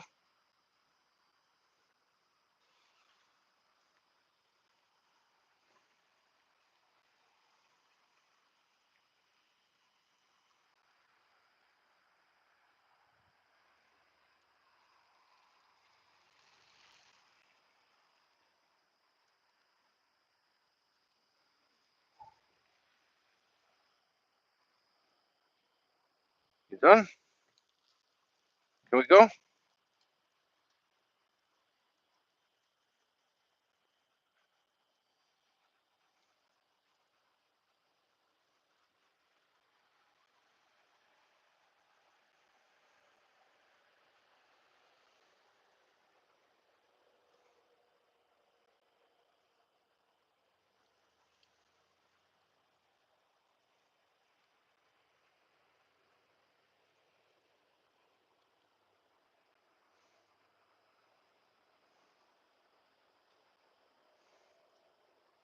Come on, doggy. Let's get her done.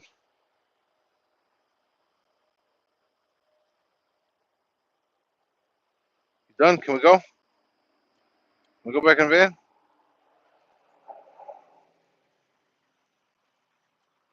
You done?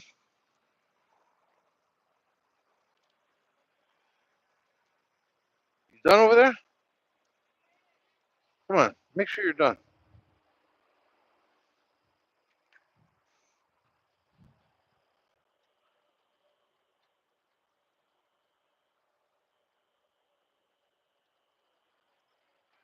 Come on. We gotta go. It's getting dark.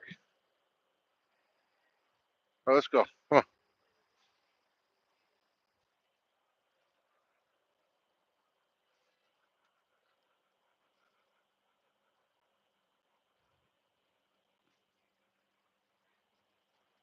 right, come on.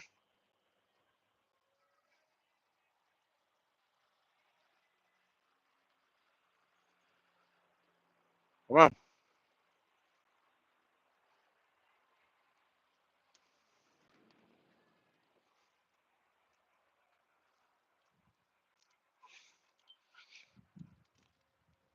Oh, oh.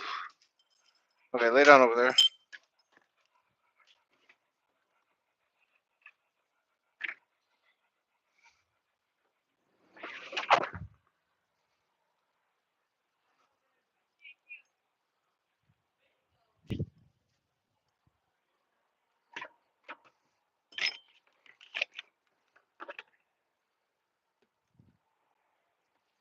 All right, let's see who we got.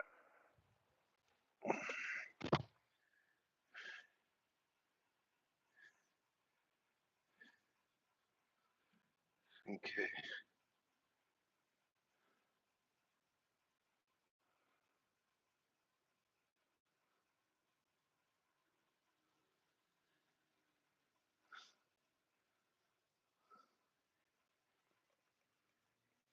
Okay.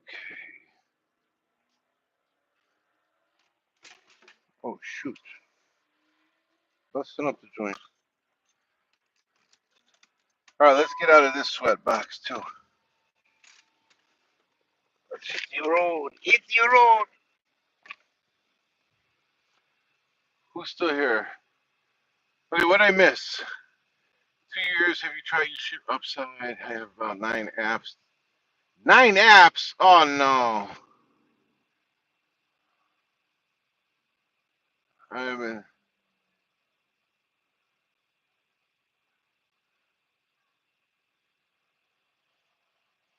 Why? Man, Penelope, if you're still here, man, what apps are you using? Stay away from that stuff.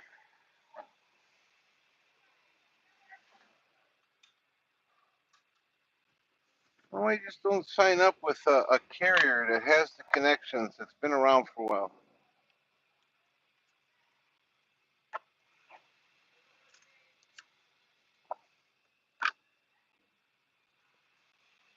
Let's roll out of here.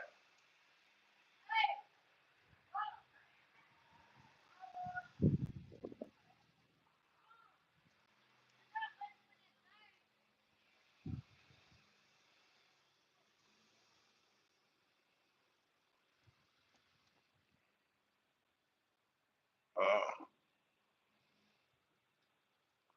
Yeah, upside good, loves, yeah. Oh, okay, okay, I got you, Penelope. A couple guys talk about another one too called Mud Flap. I haven't checked on it. Oh,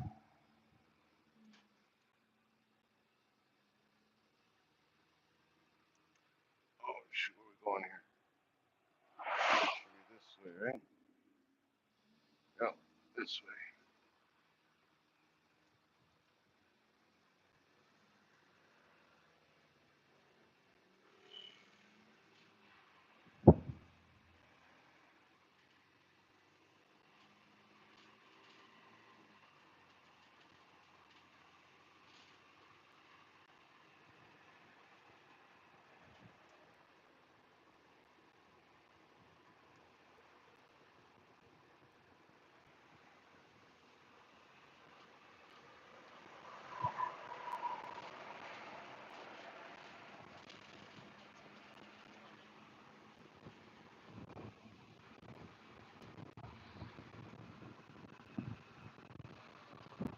you use hammer? Hammer, what's hammer? Never heard of that one.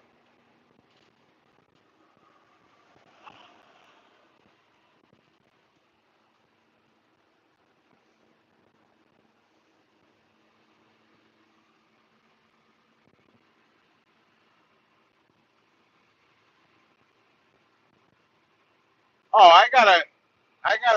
whatchamacallit, Garmin trucking GPS up in my window.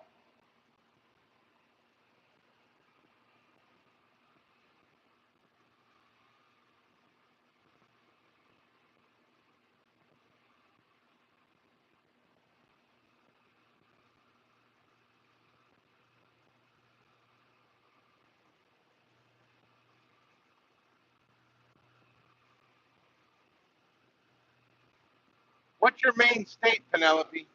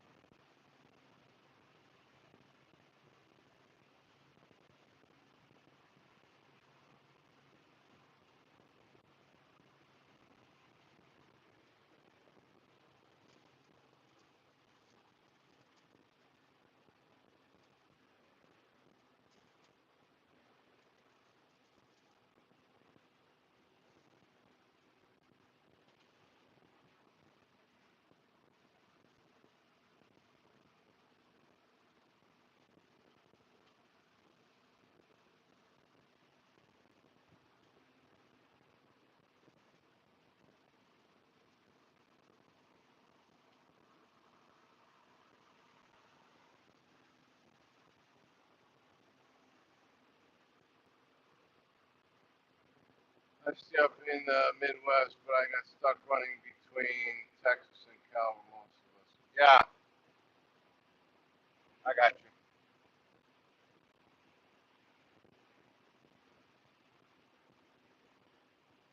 When I first started, I used to run to the West Coast a lot, to Vegas, Reno, Southern California. I used to get paid, good for it though. I haven't been over there in a long. I think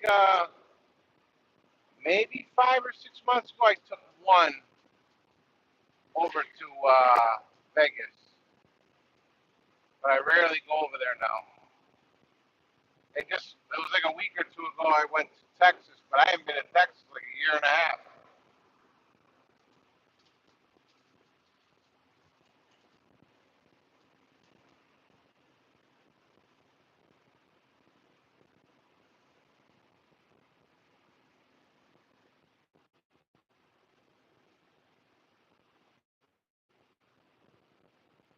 Trooper, got him, got him.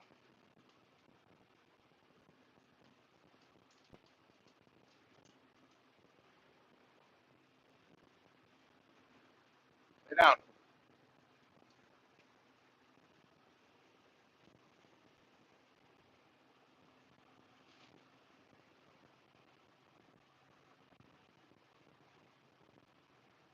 I run a decent rate unless I hit a bad area. It might be the worst for me, so I agree.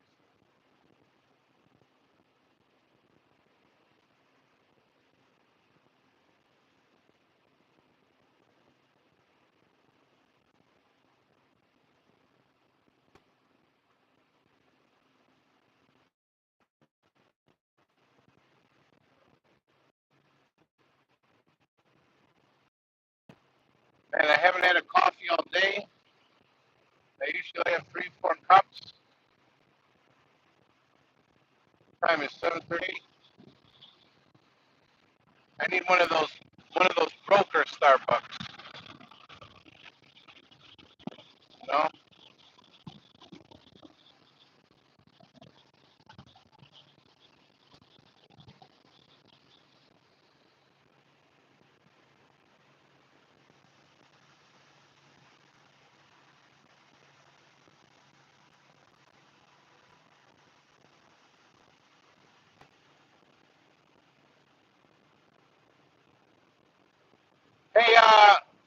might be. Hey, Penelope, you know about the free showers, Pilot and Flying J? How about you, Nickel?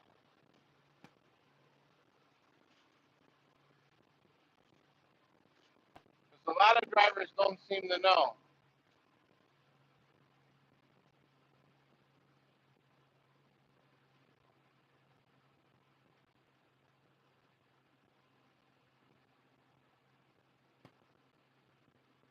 You got to get the, if you don't have it, yeah, uh, yeah, okay, so listen. Make sure you download the Pilot Flying J app, and then inside you got to get the card that says Pro Driver. I don't know if they changed it all. It's like yellow and orange, but it'll say Pro Driver on top. And on the back you have your number. Make sure you fill out the app, put all your info in there, your phone number, your email. And now listen, whether it's gas or diesel, you pull up to the pump. If you put 14 gallons or more, you can't put 10 and then stop and do 4. 14 or more, you earn half a shower credit. And it'll show up in that app. So you swipe your credit card at the pump and make sure your rewards card. So after you do like two times 14, it should show in there one shower credit. I believe you always have a half. You start with a half. And then sometimes at the beginning of the month, like towards the end of the first week, I believe, a lot of times they'll start resetting it.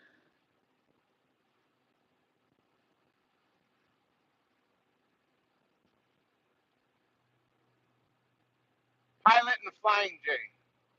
But like I said, you got to get that Pro Driver card and load it up in the app. And then from the app also, like you could be sitting in your van, you know, and if you got a free shower and you got your bag and everything ready, you can tap on it, you know, reserve shower. So if it's busy, and then when it pops up, as long as you got your phone open, it'll say shower number, blah, blah, blah, and it'll give you your code for the shower. So you don't have to go stand or wander around inside.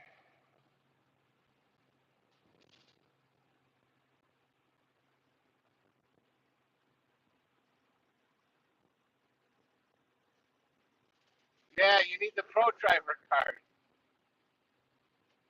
I had one guy was arguing, nah, you don't get free showers. I said, I don't know what you've been talking about. I've been doing it for a long time. And I think he had the same thing. He didn't have the right card. And people go in, sometimes they'll ask the pilot employees too, and they don't even know what they're talking about the free showers. But that's how it works. And then, like, if you want to use Loves, the best way is, you know, to have a friend that drives like a semi, a CDL, and because they always have shower power, they get unlimited showers. If they send you a screenshot of their Loves card with the barcode, you can scan that at the counter for Loves.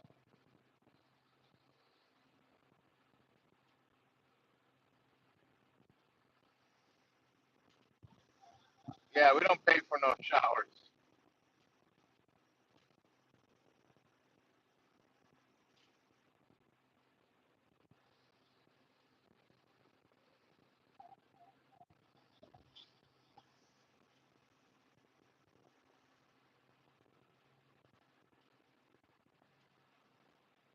So you scan the My Rewards. No, you do it right at the pump. So right when you scan your credit card, it'll ask you for your rewards card. So you do it right there, and then you start pumping. And you gotta make sure it's 14 or more.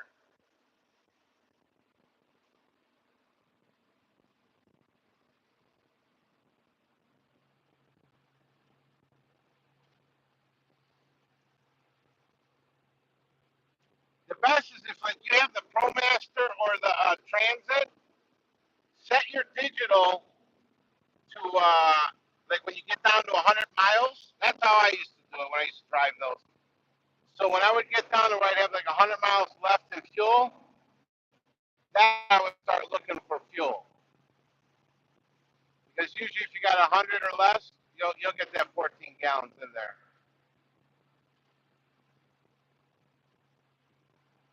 Yep.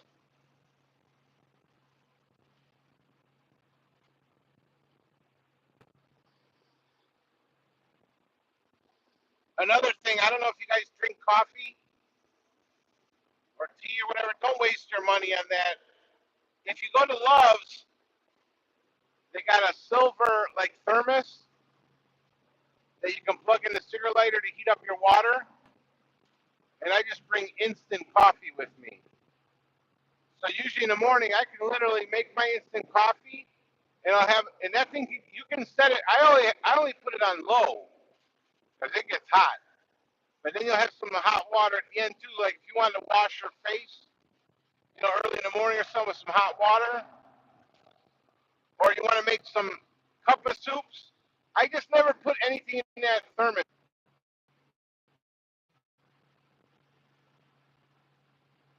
Mic check, 1, 2, 3.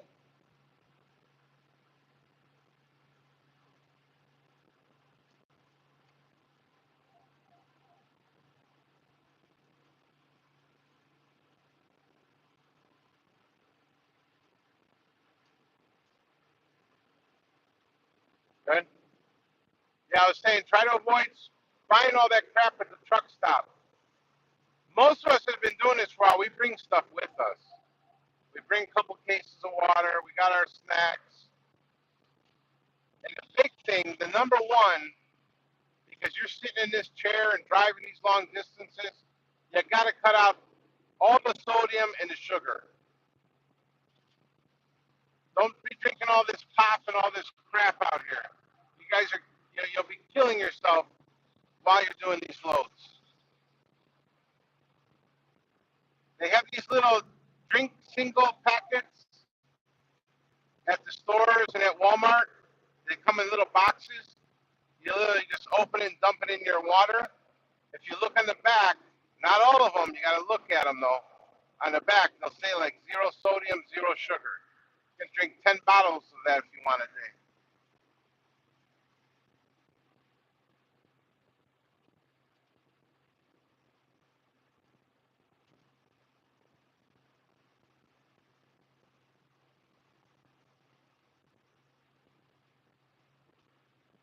That's why you see all these truck drivers, they're like 500 pounds and can't get in and out of their trucks because they go to that drink fountain and get freaking a 2 liter of Pepsi in their mug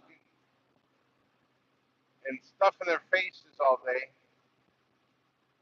Even I carry almonds, but they're unsalted.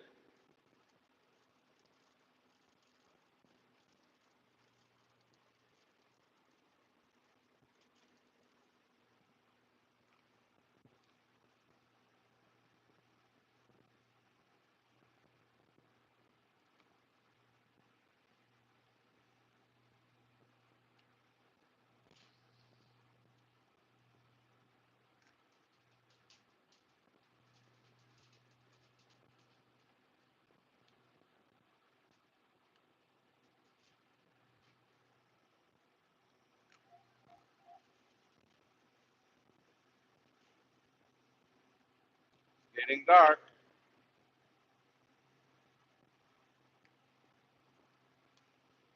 Who else is on here not talking? We got some spies. Spies, do me a favor, hit that thumbs up.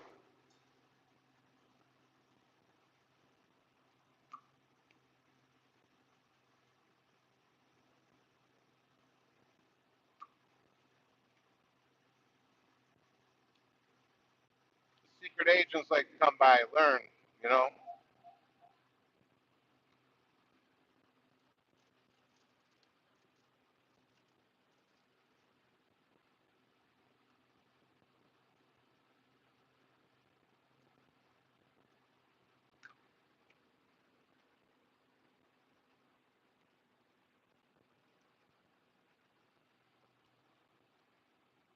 All right, do you? Make sure you check the back, see how much sodium and sugar's in them, though. Even though it's oatmeal, that stuff might be loaded with sugar and stuff.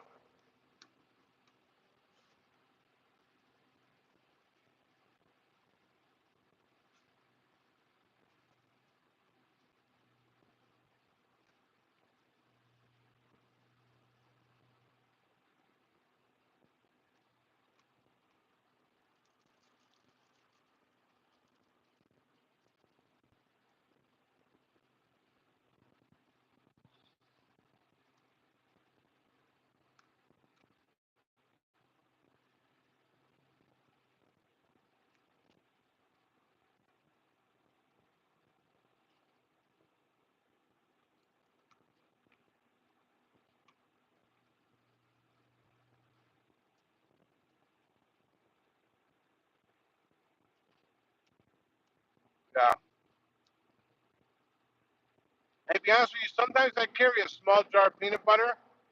You know, like I don't like the like if I'm doing a long drive, I try not to eat because it just makes you tired. I just have my little snacks. But every once in a while, I'll carry a jar of peanut butter, and I just bust out a spoon. You know, and eat a spoon or two.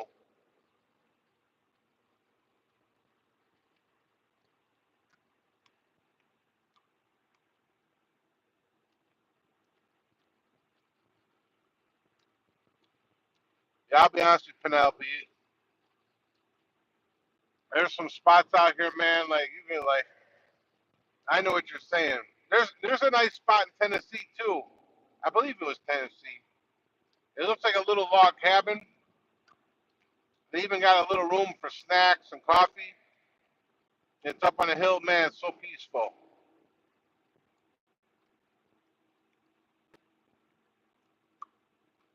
That's what we try to tell a lot of people too. You got to make it the best out here. You know, you got to try to enjoy it, not just run around like a chicken with your head cut off chasing loads. You want to watch costs, try to get good loads at good rates. Don't go to crazy areas that you'll be crying about later on.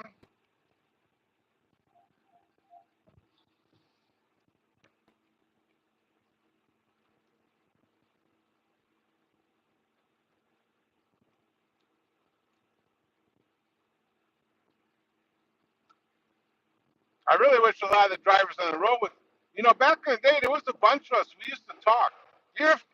Even if we didn't get along, we'd still be arguing.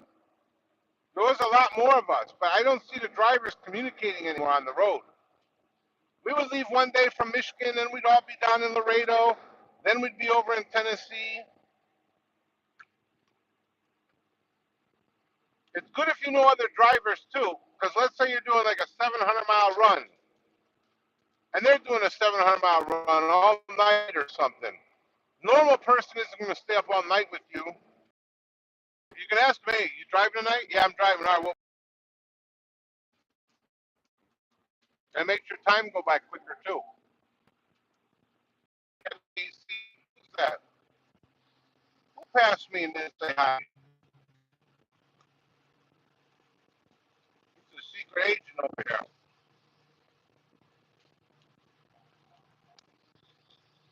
I didn't even catch the plate.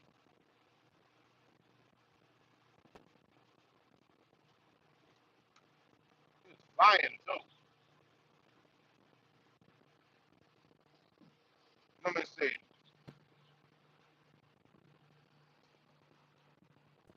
that a Texas plate? Yeah, Texas. He's got this Texas Transit. It looks like he's got two ACs on his roof too. What's wrong with him?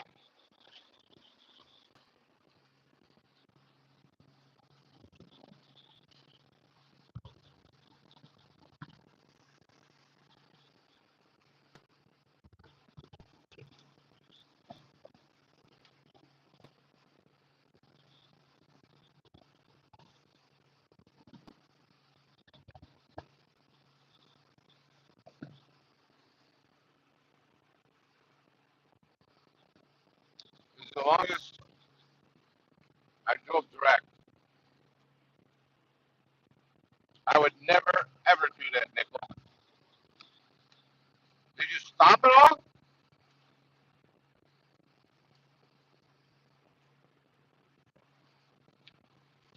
Oh, Penelope, you said Empire.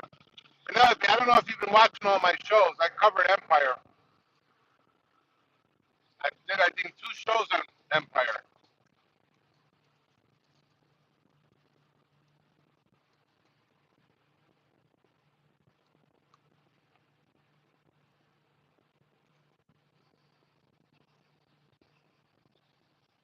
Ain't worth it, Nickel.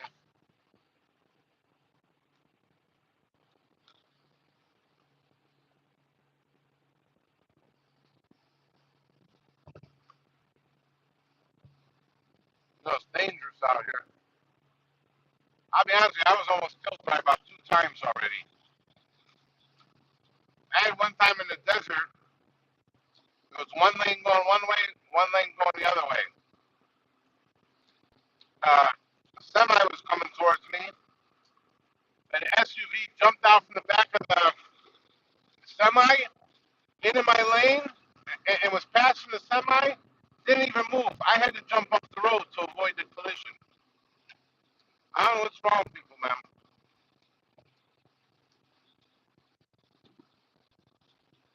I mean, if I would have had a tank, I would have took them on, teach them a lesson. But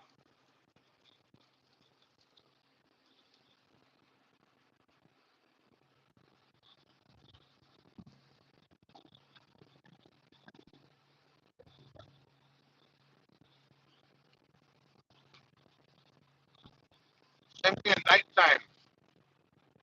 Try not to follow these semis. Let's say you doze off. You're better off running into a ditch instead of running into the back of that semi. There was a picture somewhere. I don't know if I still have it. We're assuming it was an expediter. He hit the back of a semi, and the whole van was crushed back. Maybe there was 5 feet left at the top part of the van.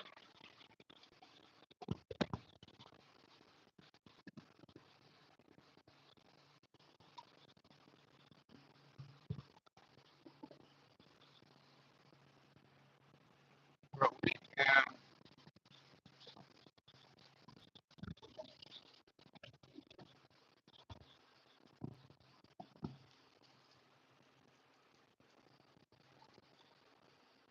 yeah, I'm telling you, it's just not even worth things in California anymore.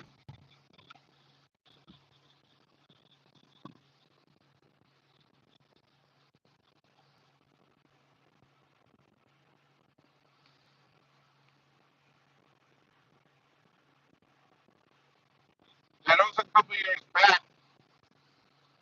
when it was flooding in Houston too.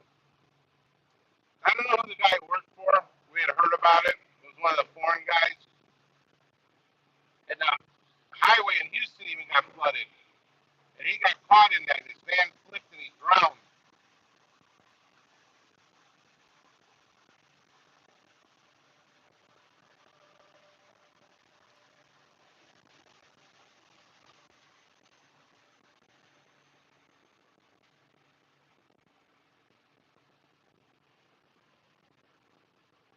Same like when these heavy rains come, you have those flash floods you gotta watch out for. And they come quick. You know, if there was like a lot of raining during the day and stuff, and then you're driving at night, and say you take some back roads, you gotta pay attention because you might have something that was a creek turned into a river coming across the road, and then you just drive right in it. So like, even on my van, I have the LED headlights. I don't care who I blind. I want to make sure I can see everything.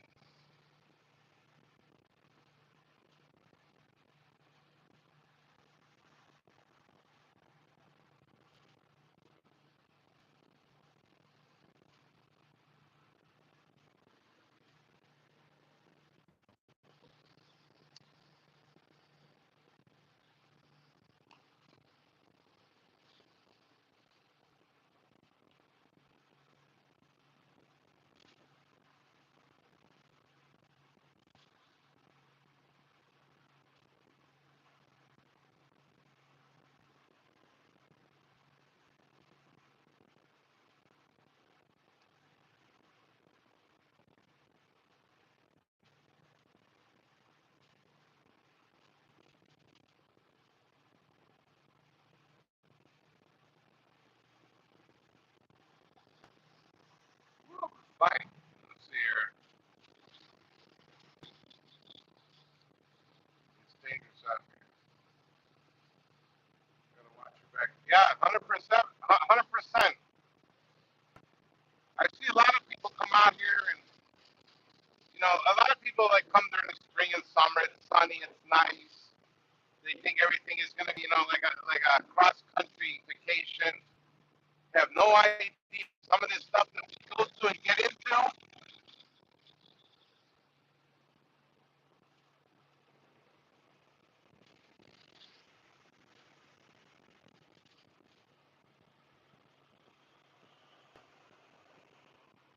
I remember one year I was cutting through New Mexico. It was me in a semi truck, blizzard in the desert, and all I knew was I couldn't like, wasn't going fast, but I couldn't slow down, or I would have been stuck somewhere. There was a guy in the ditch, and he was flagging us down. But if we would have stopped and we were going up a hill, and it was kind of icy, we all would have got screwed. Oh, you missed me. We've been chatting away over here.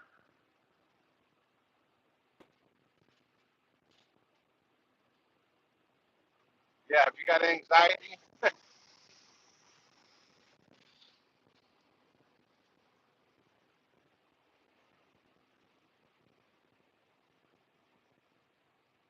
just got to drive. You got to stay well rested. Don't push yourself. I have sometimes, if I'm taking a long trip, I might even pull over for 10, 15 minutes just to close my eyes to reset.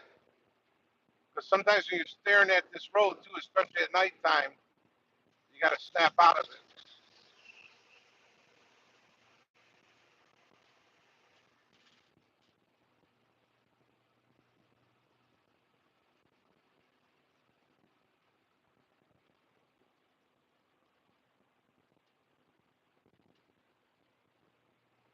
Yeah, you know, Nick, when you go over there on that Route 10, I think it's going to Albuquerque, that Route 10, the pavement is like real rough, the asphalt, and usually early spring or early fall, when that black ice comes, that place is a death zone. Everybody wrecks over there. I seen one time on the other side of the highway, I seen a bunch of stuff in the highway and cars stopped. I seen a car upside down, and as I was going by, it looked like somebody was on the ground looking in the car. And then I realized it was the body hanging out. It's nasty stuff.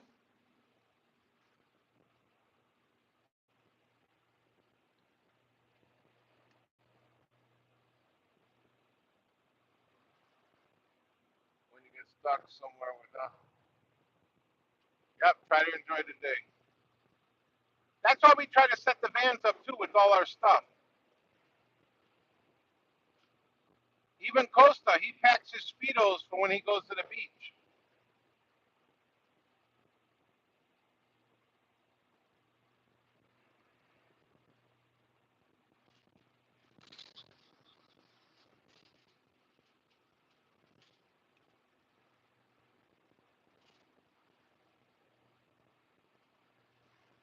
If you ever get stuck down in the bottom of Texas, by Brownsville over there, don't go at nighttime though. Go in the daytime. Go to that beach. There's a beach way down in the corner down there, and if you, the road like ends on the beach, you can actually drive on the beach. But you want to go when you get to the beach, go to the left. Don't go to the right. You'll start going into Mexico. There's like a little hut. If it's still there, it's usually like a little hut before you go down in there, and it'll have like two border patrol guys. You just tell them going to the beach. The water's it's the Gulf of Mexico. The water's real clear over there.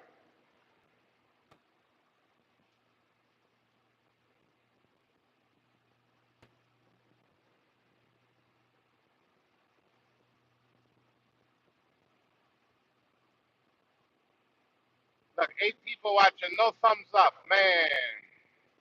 What I gotta do on here? Get naked?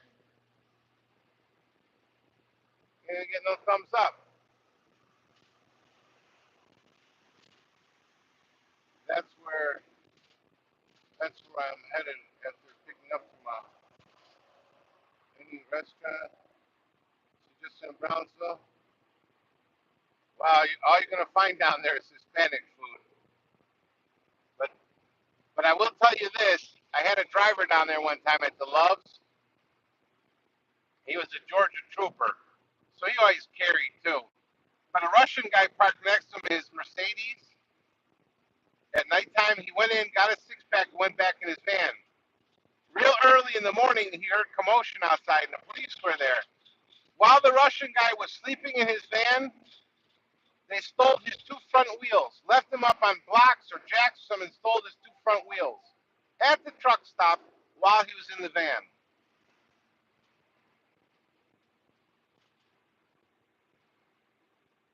Who's that? No, I'm not that heading home, Matt. I'm just going up to Alabama, going to my RV spots. That way, if I'm stuck down here for a weekend, at least I can hang out with the country folk, smoke some meats or something.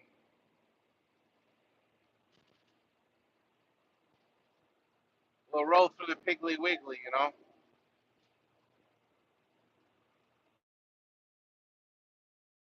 I'm heading to Cedar Bluff, Alabama, Penelope. I have two RV lots over there. I'm from Cleveland, Ohio, but when I get stuck down south sometimes, I go over there.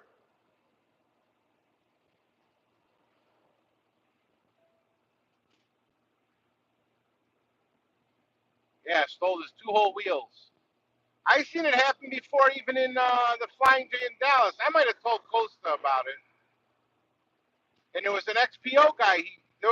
It looked like it was an abandoned van, and he moved and he parked right next to it. I just sat back in my van, and all of a sudden I seen the XPO van take off. And I go to look at the van, same thing. He stole the wheel off the van. What's the worst place you've been stuck for a weekend? New Mexico. In the summer.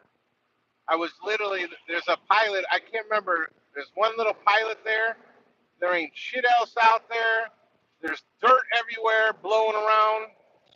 It's just a miserable, miserable place.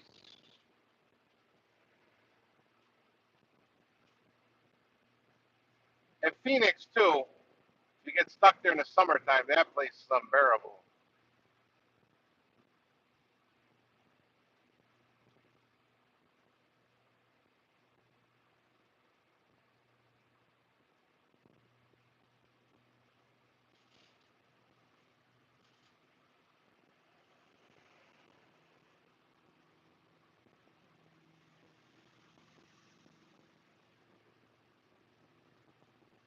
El Paso,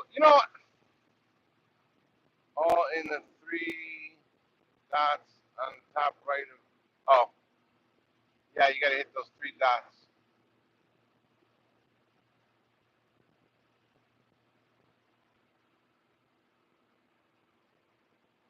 Yeah. I used to like going to El Paso. Those used to be good runs. Those are usually good when the auto industry is running good and that stuff is coming across the border.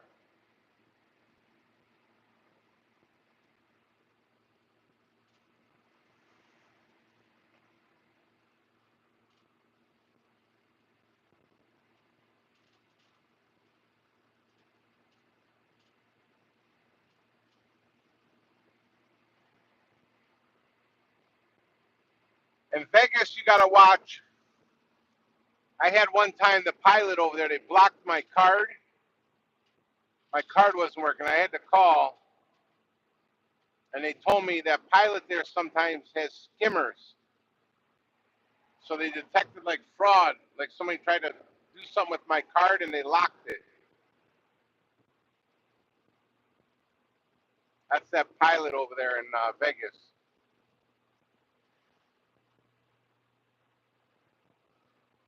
San Ysidro, same thing. Yeah.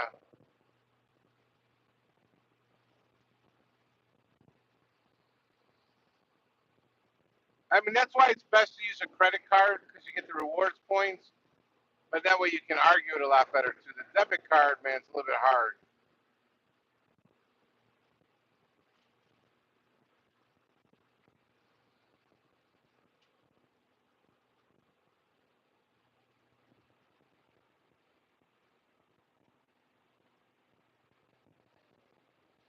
Yeah, West Coast for free. Hell no. Hell no.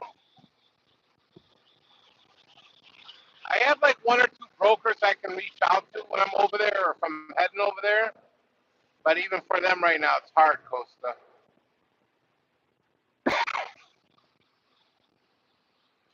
Because a lot of people are running over there too. They say, "Oh, I'm going to take this 2,000 miles for this 1,500." That's all they saw is 1,500. Not that it's a cheap load. And then you got all these vans packed out there. Or all the new people are like, "Oh, I'm going to California, the sun, the beach, the movie stars." Hell, and then you're stuck over there.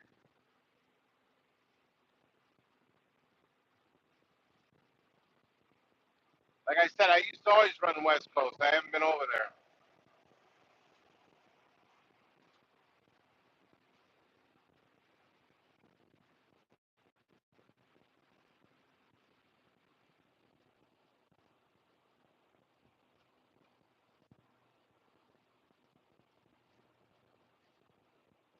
I wound up picking up these Irvin's guitars and other stuff from countries in Cincinnati.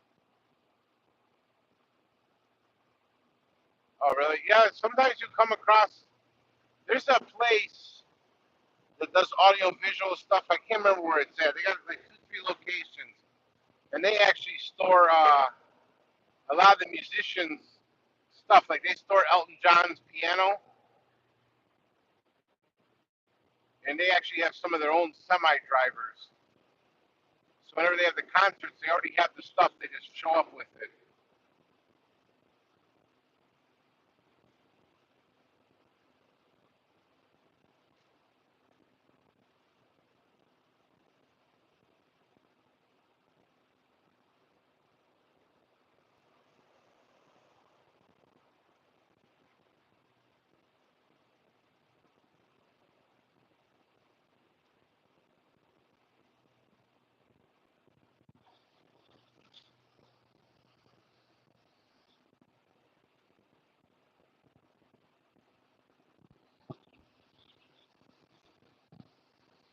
How long are you staying in Alabama? Well, hopefully I ain't staying long. If I can sneak out this weekend, I'll sneak out.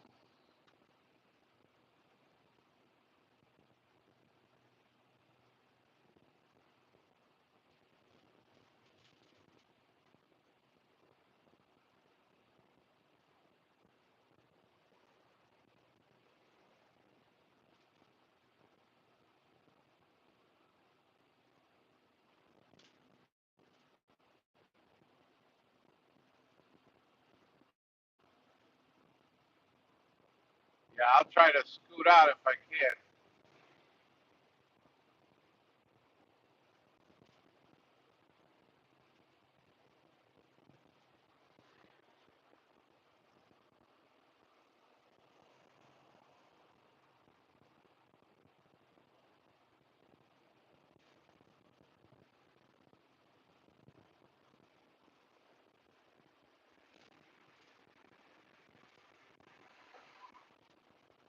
Yes, Penelope. I stay real close to the Cleveland airport.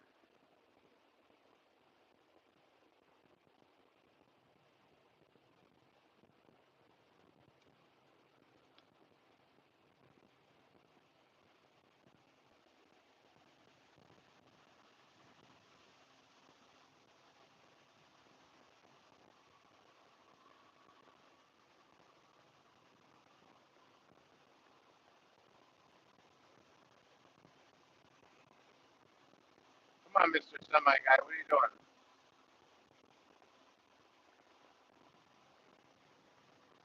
Pass him up.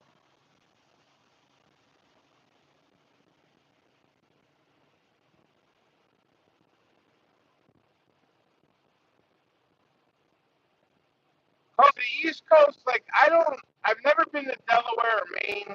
I've been to Massachusetts once or twice, Boston I think once. I don't go in New York City. I don't go to Washington D.C. It ain't worth the traffic. Ain't worth the headache.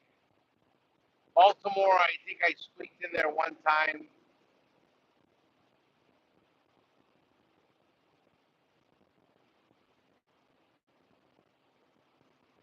I usually just go like when I go on the east. I'll usually go in PA, and then whatever touches PA, or I'll go to Buffalo, Syracuse sometimes.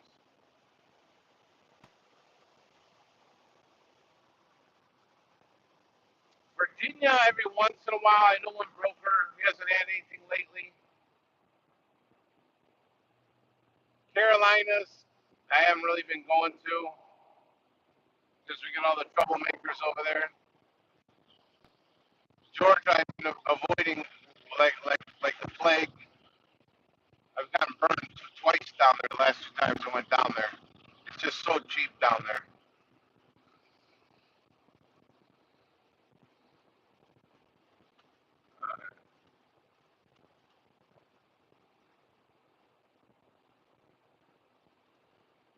Yeah, up and down the middle, Illinois, Michigan, Kentucky, Indiana, Ohio, Tennessee, Alabama a little bit. You're usually all right. You're safe. We'll put it that way, you're safe. Because if you have to move a little bit, it's not too bad.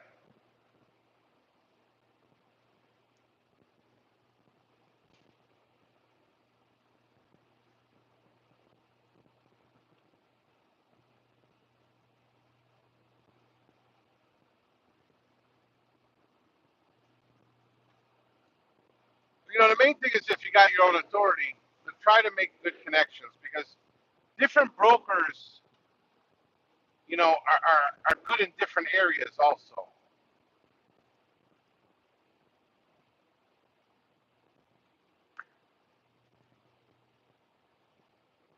And some brokers have, there's one broker I know, they do a lot of trade show free. Some maybe have the military free.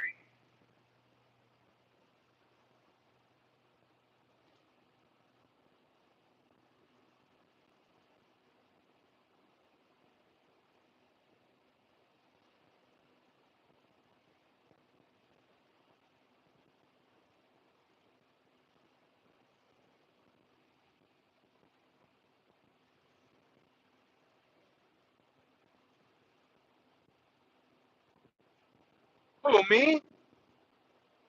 Best friends? Hell no. Select this? No, man.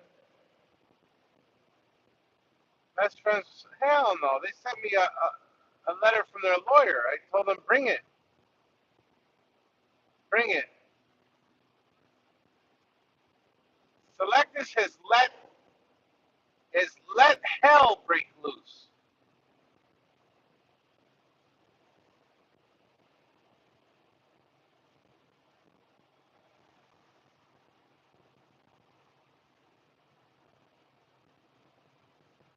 There was a broker today, he told me on the other low board full circle, they caught one of the members from over there trying to double broker a load over on the Selectus. They booked it on full circle and then tried to sell it on Selectus.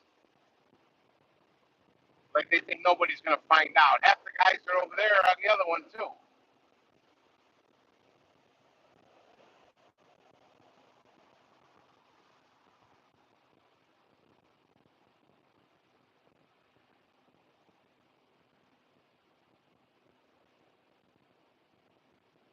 Yeah, but they've been getting a lot of heat, Costa. They've been getting a lot of heat.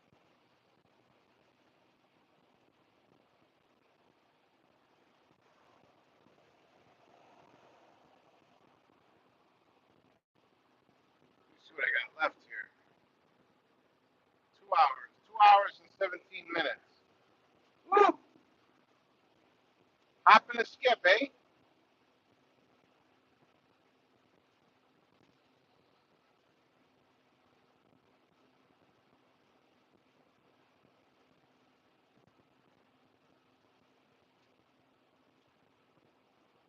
Costa, you didn't get nothing all week?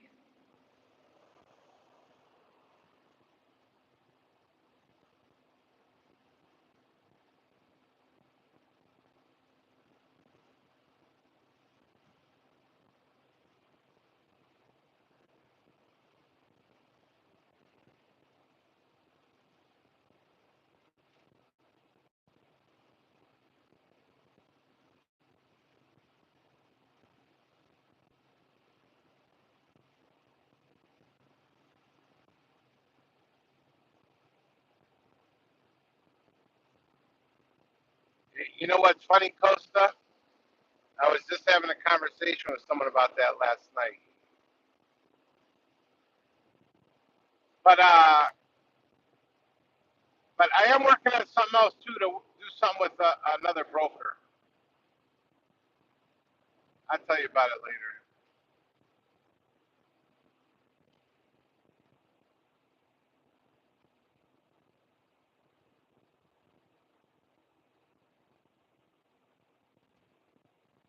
How many miles and what'd you get for it?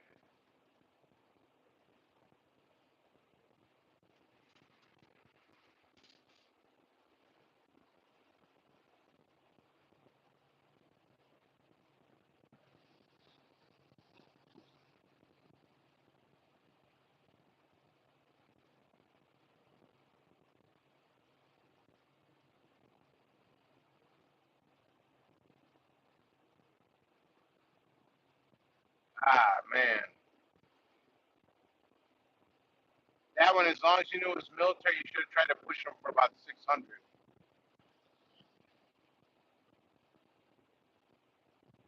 I know a guy that had military contract. He had to give it up though. He just couldn't. He needed like he had to build up to a fleet of like 14, and it was this route they had given him. But he had locked that down for $3 a mile.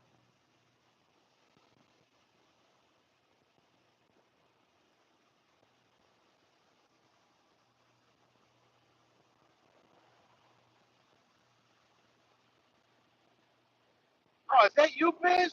I didn't know that was you. Anything Twick is 2 per mile. Uh, yeah, that's the safe side, Penelope. You're 100% right. I have one I usually run from Cleveland to Chicago. It's about, I think, 370 miles. To be honest with you, I don't take it less than 850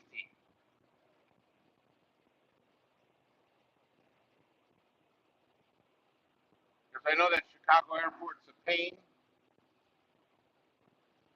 and we got tolls and all that crap.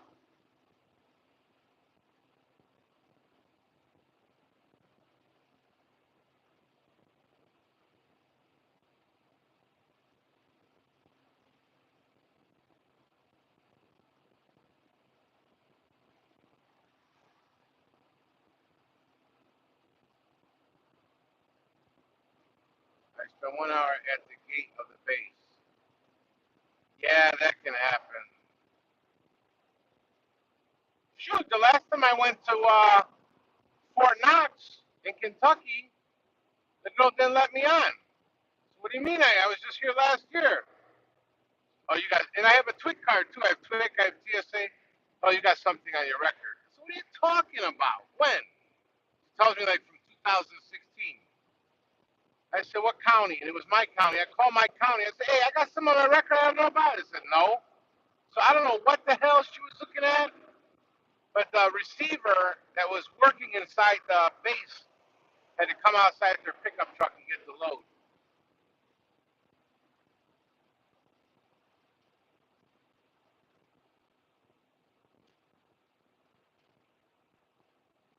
When picking up freight in Long Beach Pier. Yeah, I've heard about that Long Beach Pier. I see one posted in the middle of the night in New Jersey to PA for 1K. Wow, I'm shocked. They must have been desperate, Nickel, because that NTG used to be good when I first started. I was actually, they had some kind of rating system. I was like a gold carrier with them. But man, the past couple of years, they just went to hell. But you know, if they get caught in a bind and they got to move it, they got no choice. They're going to start throwing up the money. Let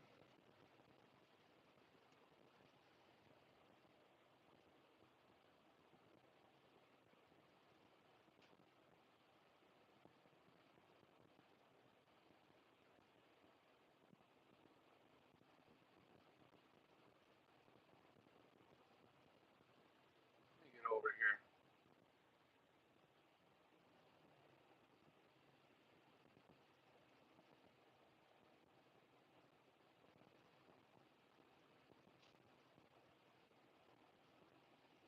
Yep.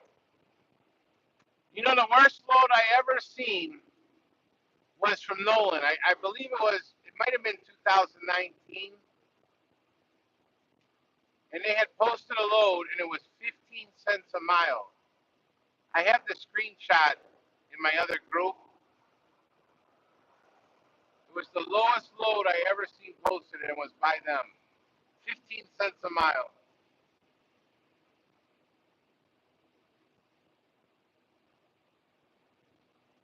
Yeah, it's live night, Mark. Everybody's going live. It's one big party everywhere.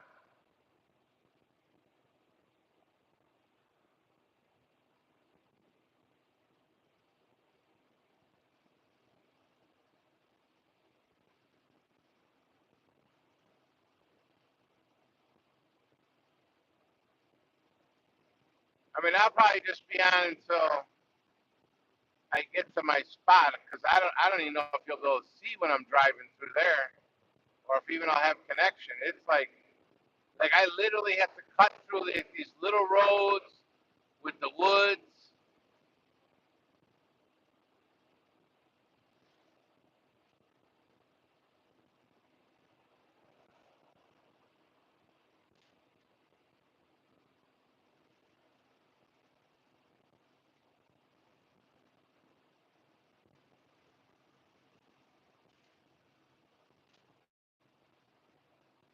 Actually, I thought Mark and Pippi kicked me off their live today. Oh, really? Why?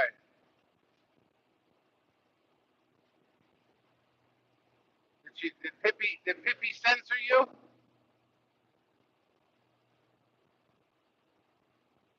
Oh.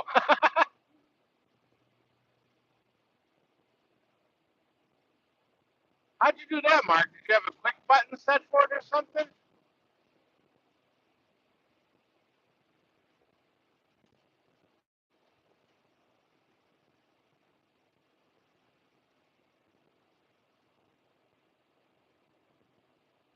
Oh. You know, there was an update the other day. Did you check?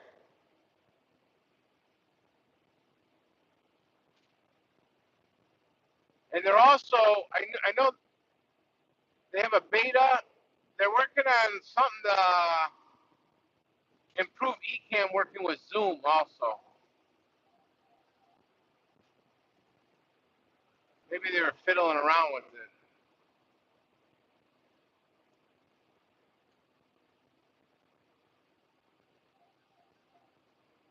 I tried to switch the mic to my headset, and it ended the stream. Wow, that's weird.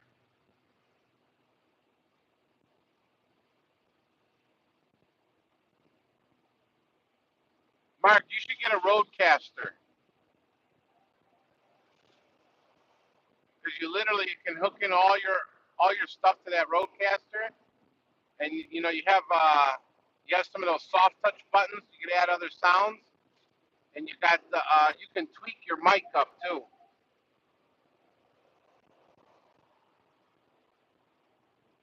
It has a headphone jack, everything, and you can hook your phone Bluetooth. There's actually a newer version. They improved some more stuff on it. Or then you just plug it into your Mac, and it'll recognize it.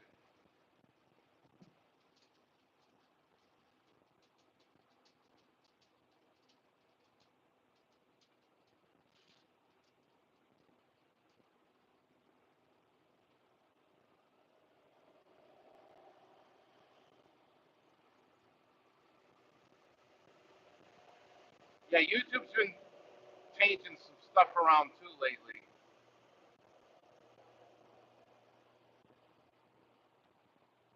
But I'll be honest with you. I've been at home, and my internet's been acting funny.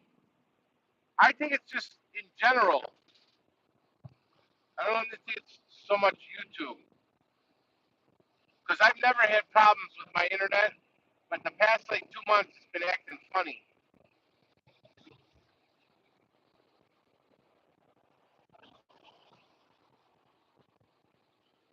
What do you think about the cargo van?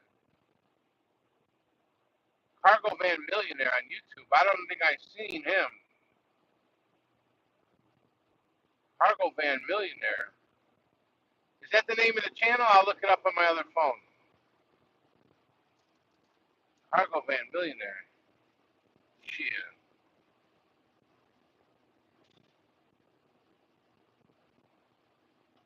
Let me see what you're talking about.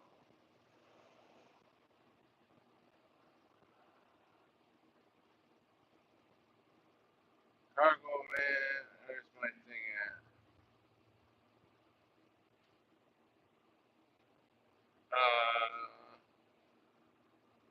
What the hell's my?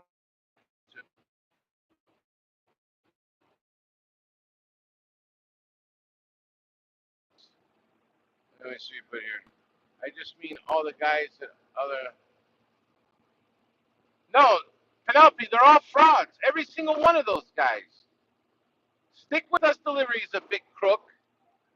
None of us, like even Alan was on here earlier from Everything Apex.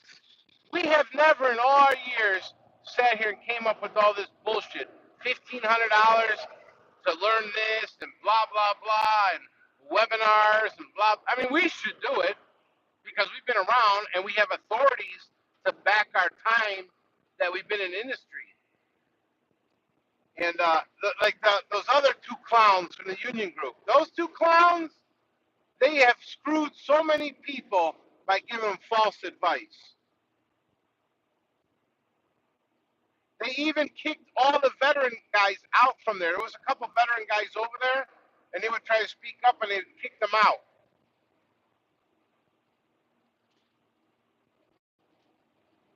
You don't need to pay for any of this stuff. Just talk to the guys that have been around. They're going to tell you. Like on my channel, I say, if you want to become a member, shoot me a coffee. That's good enough. I'm not, I run my authority to make my money. Those guys want to make their money by, charging $1,500 for a sprinter van or box truck course.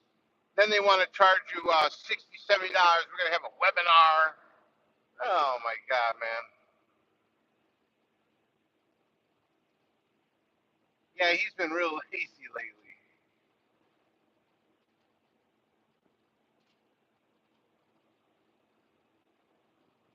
During the pandemic, I heard the box truck guys were paying $5,000 to $10,000 to learn how to do the box truck business. Here's the other thing. You could pay for whatever you want, and then you come out here and say, "Oh, this ain't for me." I've seen that happen. Vans and box trucks say, "Oh, I'm not driving for 500 miles." You know? "Oh, I'm not sleeping in the back of the van."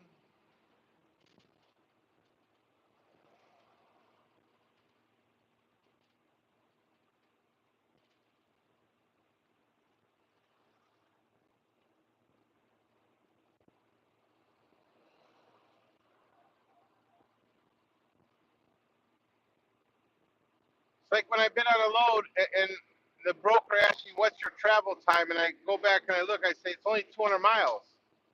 And then he tells me, "Oh, we got guys taking naps." Naps? 200 miles. Yeah, he says they'll be new and we'll tell him, "Hey, it's 200 miles. You got to take it direct." "Oh, I can't drive like that." Well, you're in the wrong business. Learning from the wrong people.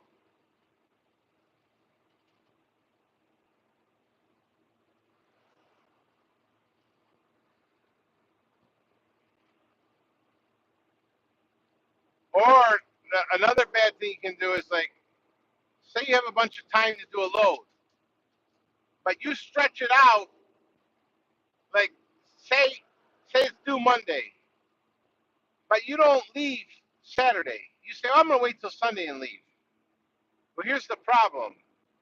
Say you break down or something happens. Now the broker is going to come back and say you had 2 days to get the load there, and now you wait till Sunday to tell us you broke down. So it's best just to get the load, go get in position, or be where you got to be.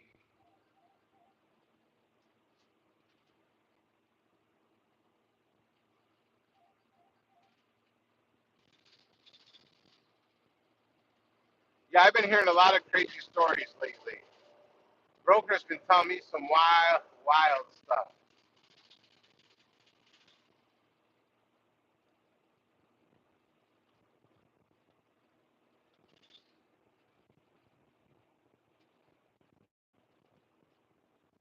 What would you bid for tiny trips, like 50 miles or less? We always had a rule, Costa. We don't move the van for less than 250. Two, the minimum. Because here's the thing, even if it's say 50 miles, we're always going to figure minimum a half hour to load and unload. Okay, by the time you do the paperwork, you unstrap, you bullshit with them for a second. So you got an hour there. Now you said the trip was 50 miles. So now you got 2 hours. You know? Another good way to look at it is to try to get $90 to $100 an hour. So say the drive time on a load is 10 hours, try to get at least 1,000, 900 to 1,000. If you don't want to sit there and try to figure out miles all the time. But then another thing comes into play too. Let's say it's 3,000 pounds. You want to try to keep that price up also. Like those guys running around doing 3,000 pounds for 60, 70, 80 cents, they're crazy. I'm not tearing up my van for that.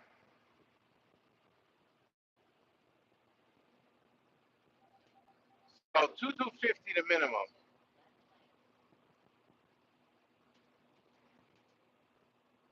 Here, Matt, where did he go? Matt was in here earlier. He had one for 8 miles.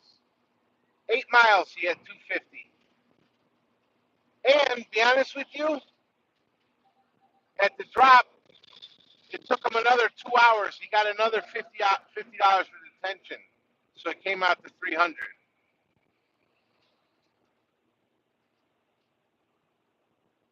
And it was literally 8 miles. It was 10 miles from his house to pick up. And it was Twig, though. And then he drove 8 miles, drop it back off. I think it was Twig. Pretty sure.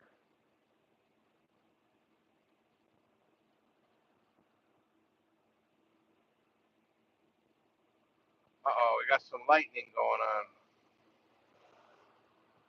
That's one thing down south, man. Like, lightning and rain is not normal down here. Remember, I think it was Tennessee the ones I was driving. It was raining so hard, I thought they were throwing water balloons at the windshield. Live in 30? Okay, Mark. Maybe I'll shoot over there. I'm going to stay on a little bit, but if you guys want to go to Mark's, you can head over. Well, hey, what's the topic? What's the topic? Drugs, immigration, Jamaican tourism. What's the topic tonight? Did you pick some out?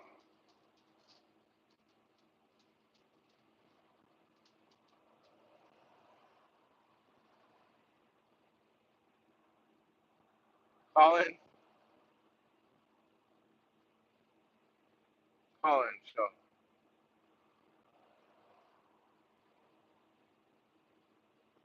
now you got to run one night like Delilah Love Night or something, so we can help these guys out with their relationships. You guys remember Delilah on the radio, and they would call in and talk about their relationships. I think Mark could do that. You know, I could see it. Ma'am, he's working all day. You haven't cooked his dinner. You haven't given him any loving.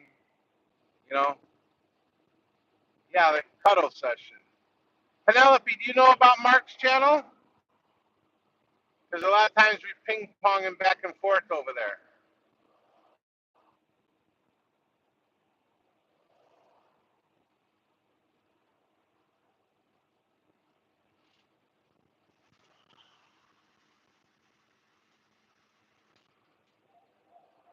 I don't know, Mark.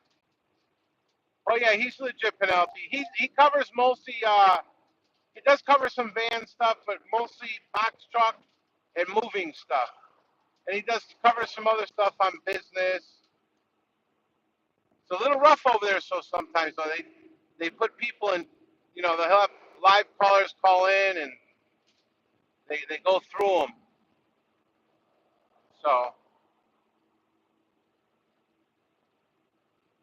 apps are great too.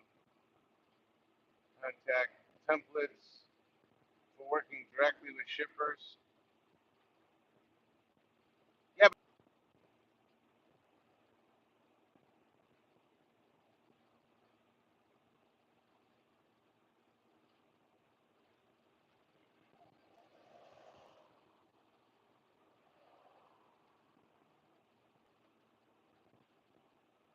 if you got your own authority, the best way, because you're small, go to these small mom and pop. First of all, wherever you're out of, you want to go hit those shippers up. But look for the small mom and pops. The big companies, you're going to have a hard time with. Like I know one I tried to get in with, but they handle the shipping. They have one main office that deals directly with the brokers. They only deal with brokers. But they have like, I don't know, locations all over the United States. But the best if you're a small operation and you want some shippers is to get these small mom and pop places, machine shops, stuff like that. You don't need a template. You got to just go talk to them.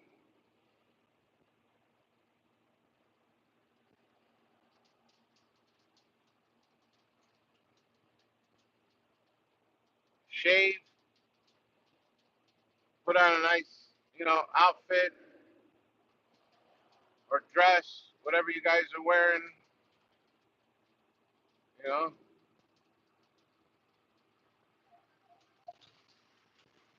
At the shipper. They're all different, Nickel. Everybody, you know, usually the way, from what I see, they'll have so much freight and they just pump it in the system. Whatever brokers or carriers are signed up with them, you'll get the alert and you'll get the bid on it. Some work like that. Some, they might just call you directly, say, hey, are you in town? They're all different. You got to kind of like think like a broker a little bit. You got to get in there and talk to them and ask them how they're operating. The only other thing I could suggest though too is don't start talking about prices. Try to get them to spill the beans what they're paying already. Because the last thing you want to do is, let's say even a broker has it for $2 a mile. You don't want to go in there with the van mindset and say I'll do it for $1.20. If they say we're doing it for two, tell them, well, what if I match? If they say nah, okay, what about 180? But you got to figure out how they're operating.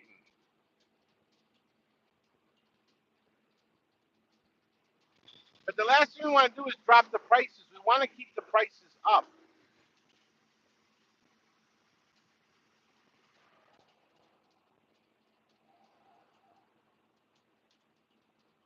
Contract? Yeah, some of them aren't going to want to do contracts because they're small. You don't have a fleet to commit to them. You can do up a basic like, hey, whenever you guys have sprinter loads, I'll do it for this much. You can do a basic contract like that. But usually you'll have like, if it's a small mom and pop, small operation, you'll have one or two people to handle the shipping. So you already have basically a verbal agreement with them. If they tell you, yeah, we're going to do it all the time for $1.80, and then they call you and say, we got this load for $1, you can say, hey, that's not what we agreed on. You just don't take the load.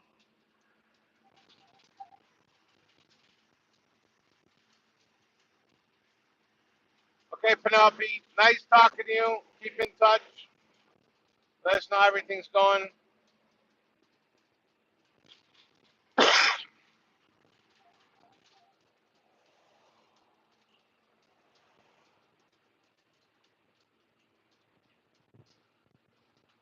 Woo, we got some lightning over here.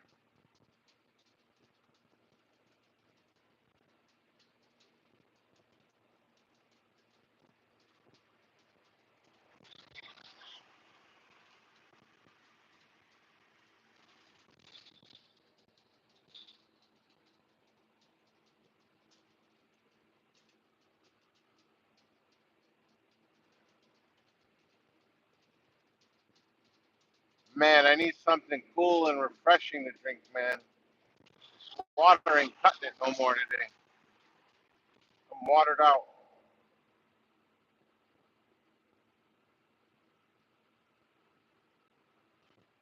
rate con that we get from brokers is a contract. Shippers also sign one from broker online service.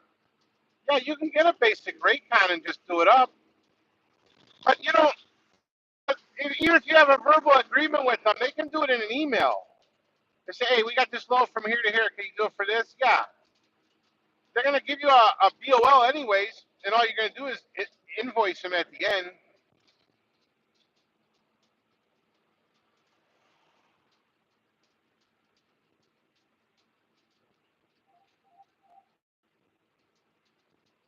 Not all the brokers have contracts like that. A lot of times they're bidding on the loads too with the shipper.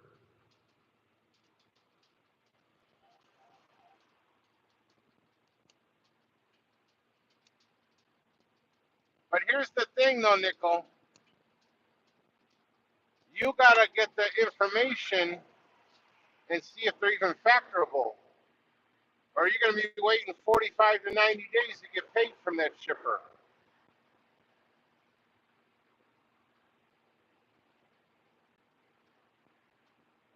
You'd have to get that shipper cleared from your factoring company.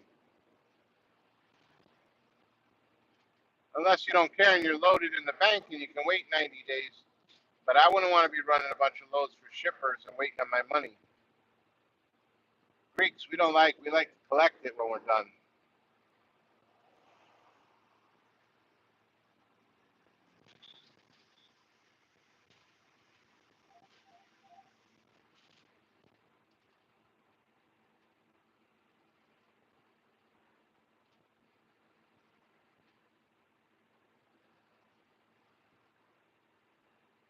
Ask one of your broker buddies what their contracts for shippers look like.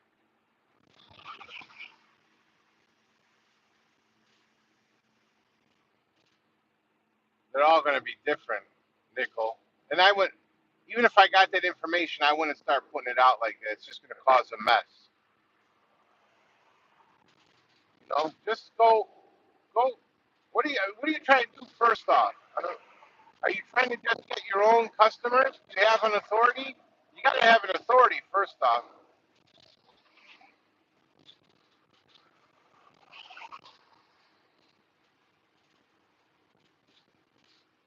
I mean, you can literally make your packet just like you would do the brokers and go to the shipping department, find out who's in charge of the shipping, introduce yourself, and ask them how do they operate. They might even have the contracts. If it's contractable,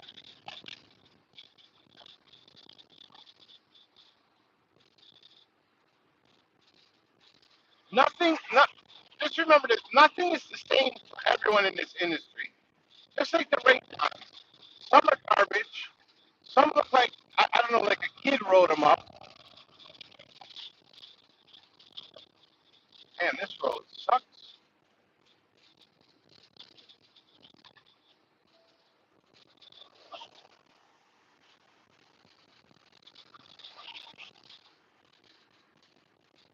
Man, I'm gonna need new shocks after this road.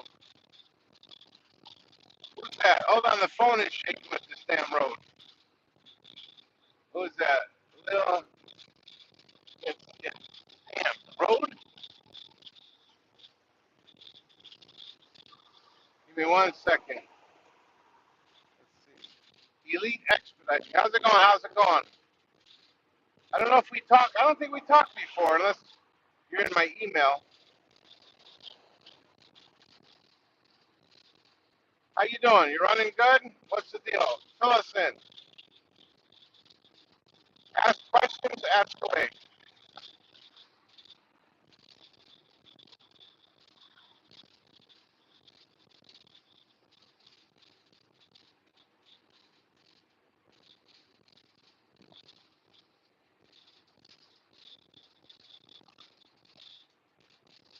Running like a. Hold on. Crossing this bridge. I don't want to fall off the bridge. Running like a champ, my friend. Okay, running or running for the right price. We got to be careful with our words nowadays. Because I know some guys say, "Oh, I got loads every day. I'm running here, I'm running there," and the money ain't adding up right.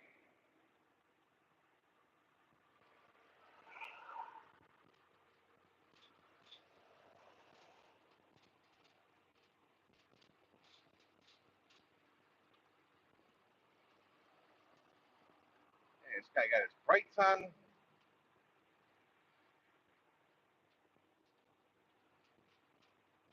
See if I can fix this focus a little bit. Water's messing it up.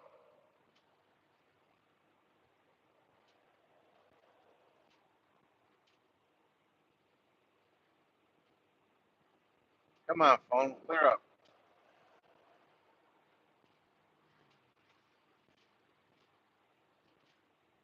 Had like that movie look to it for a minute with the blurred background.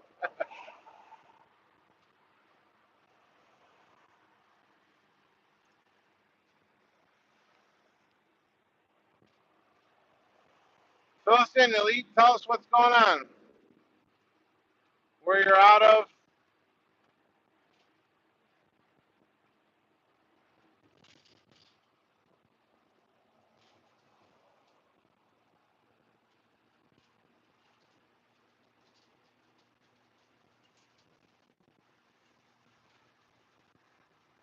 Axel with new authority. What would you recommend?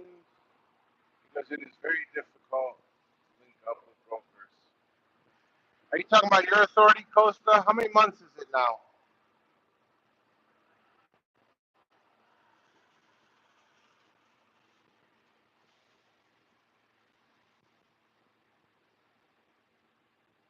Yeah.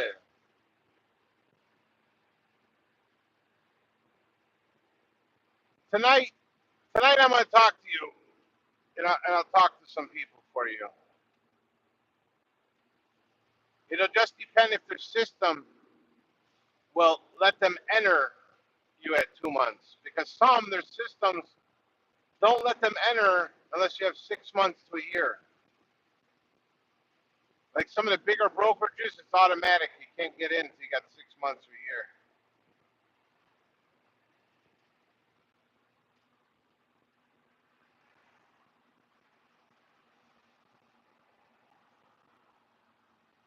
South Dakota, oh man. I got a story about I went 1 year up there. It was so freaking cold. There's a pilot up there somewhere that has like a casino in it or something. You probably know what I'm talking about. And I saw a curtain truck and a ProMaster van. And I don't know if they didn't have the heaters inside or what, but everything was frosted and iced over. It looked like they came from Alaska. And I said, these got to be the two biggest dummies sitting up here waiting for a load. And I could have sworn it was like a Thursday or a Friday. I was like, there's no way in hell they're getting out of here. It was like the dead of winter. What is this? I-90/80 is a decent corridor for long runs. Yeah, except in the winter time going west. Actually, even PA in the winter time east sucks too. That's not fun. I try to avoid those places during certain times. I just don't want to deal with that. I don't want to get broke down in that bullshit. I had the 1 year I literally came home. I think I seen the snow twice. I was just running so much and I stayed down south.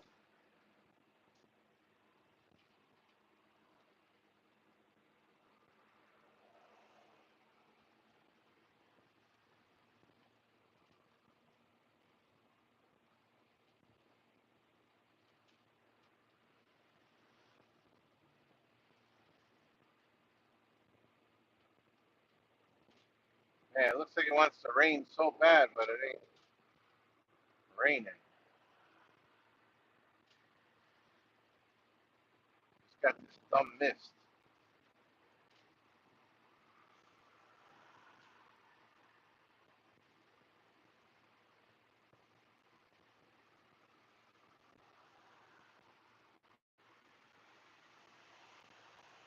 which way are we going here?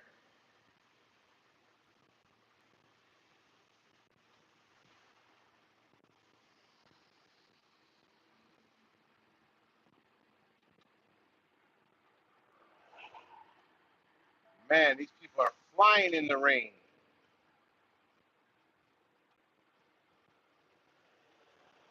Oh, trust me, I'm trying to be safe. It ain't me. It's these crazy people.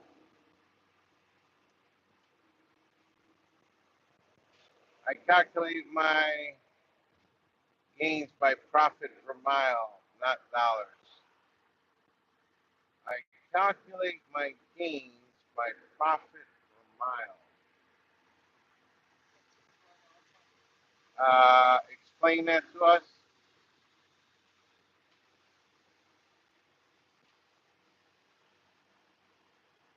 Let's hear your formula there. I think this is Birmingham right here. I don't know if you guys can see it.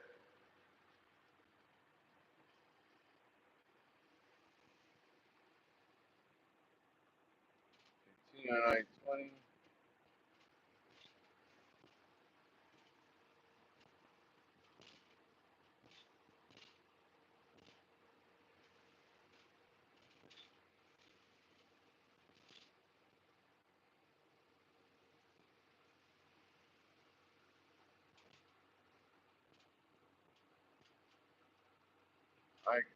Oh,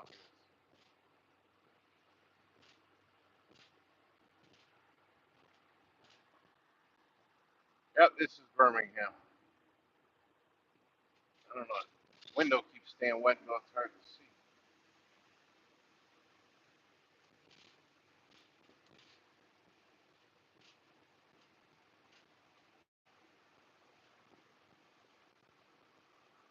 Good old Birmingham. Hey, man, so you need to throw some Greek olive oil on those wipers. Yeah, I might need to change them again. I get the good ones too. I buy the Bosch, but you know it's like I can. It looks fine to me. It's because the phone is so close to the window, so the camera has a hard time to focus when that rain hits.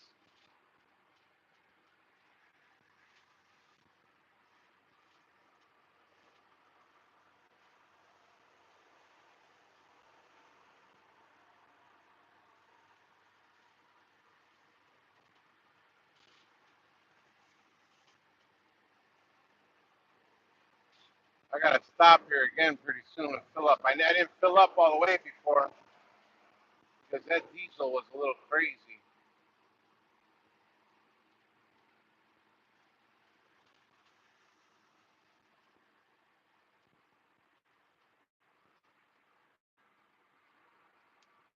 Oh man, this is new. I never seen. They got the bridge. It's hard. You see, they got the edge of the bridge all lit up, red and yellow. I've never seen that before. I don't remember that. That's wild. They put all those lights underneath there.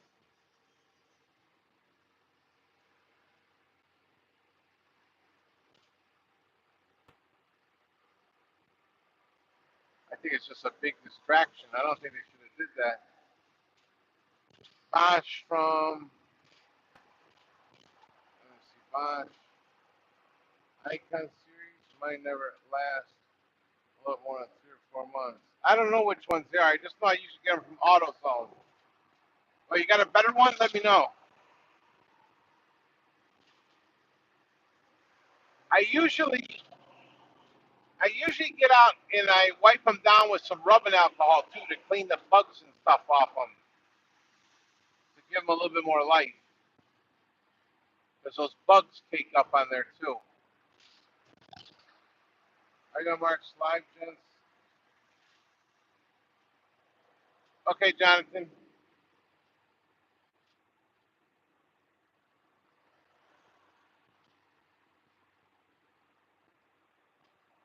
No, I use those.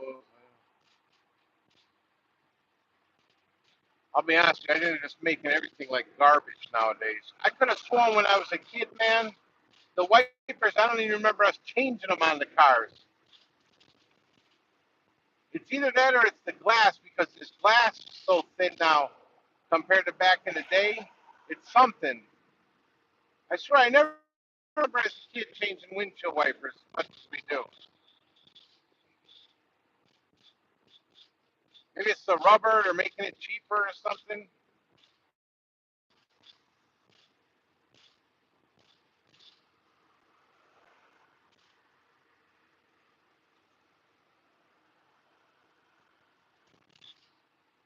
I think with technology nowadays, they know how to calculate everything for how long for the wiper to last. So you got to go buy another set.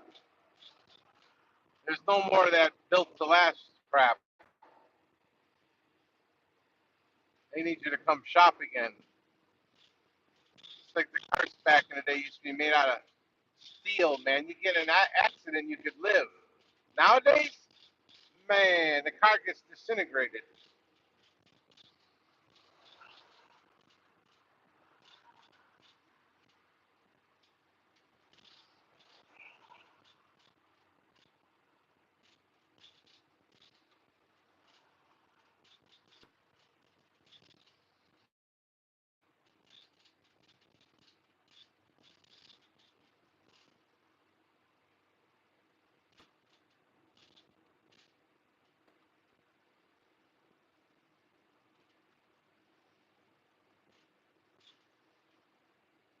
Man, I can't believe how muggy it still is down here.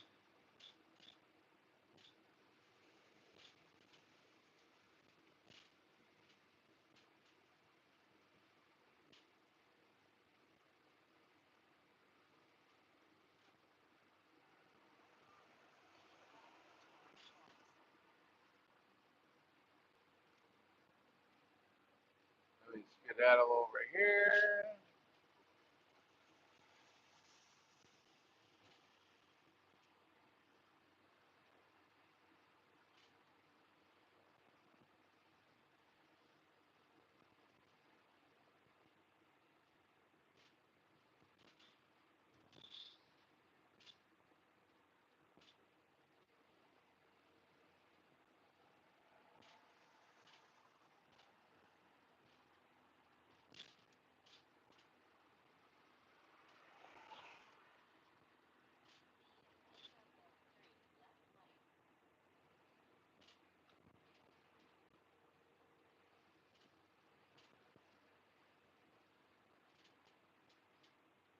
Oh. Hey, Costa, I think I'm going to end this since you're the only one watching.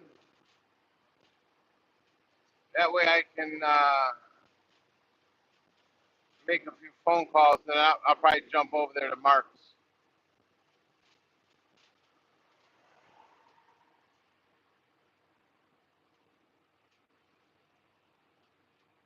Okay?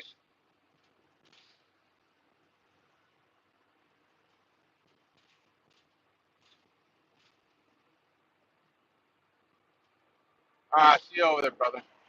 Bye-bye.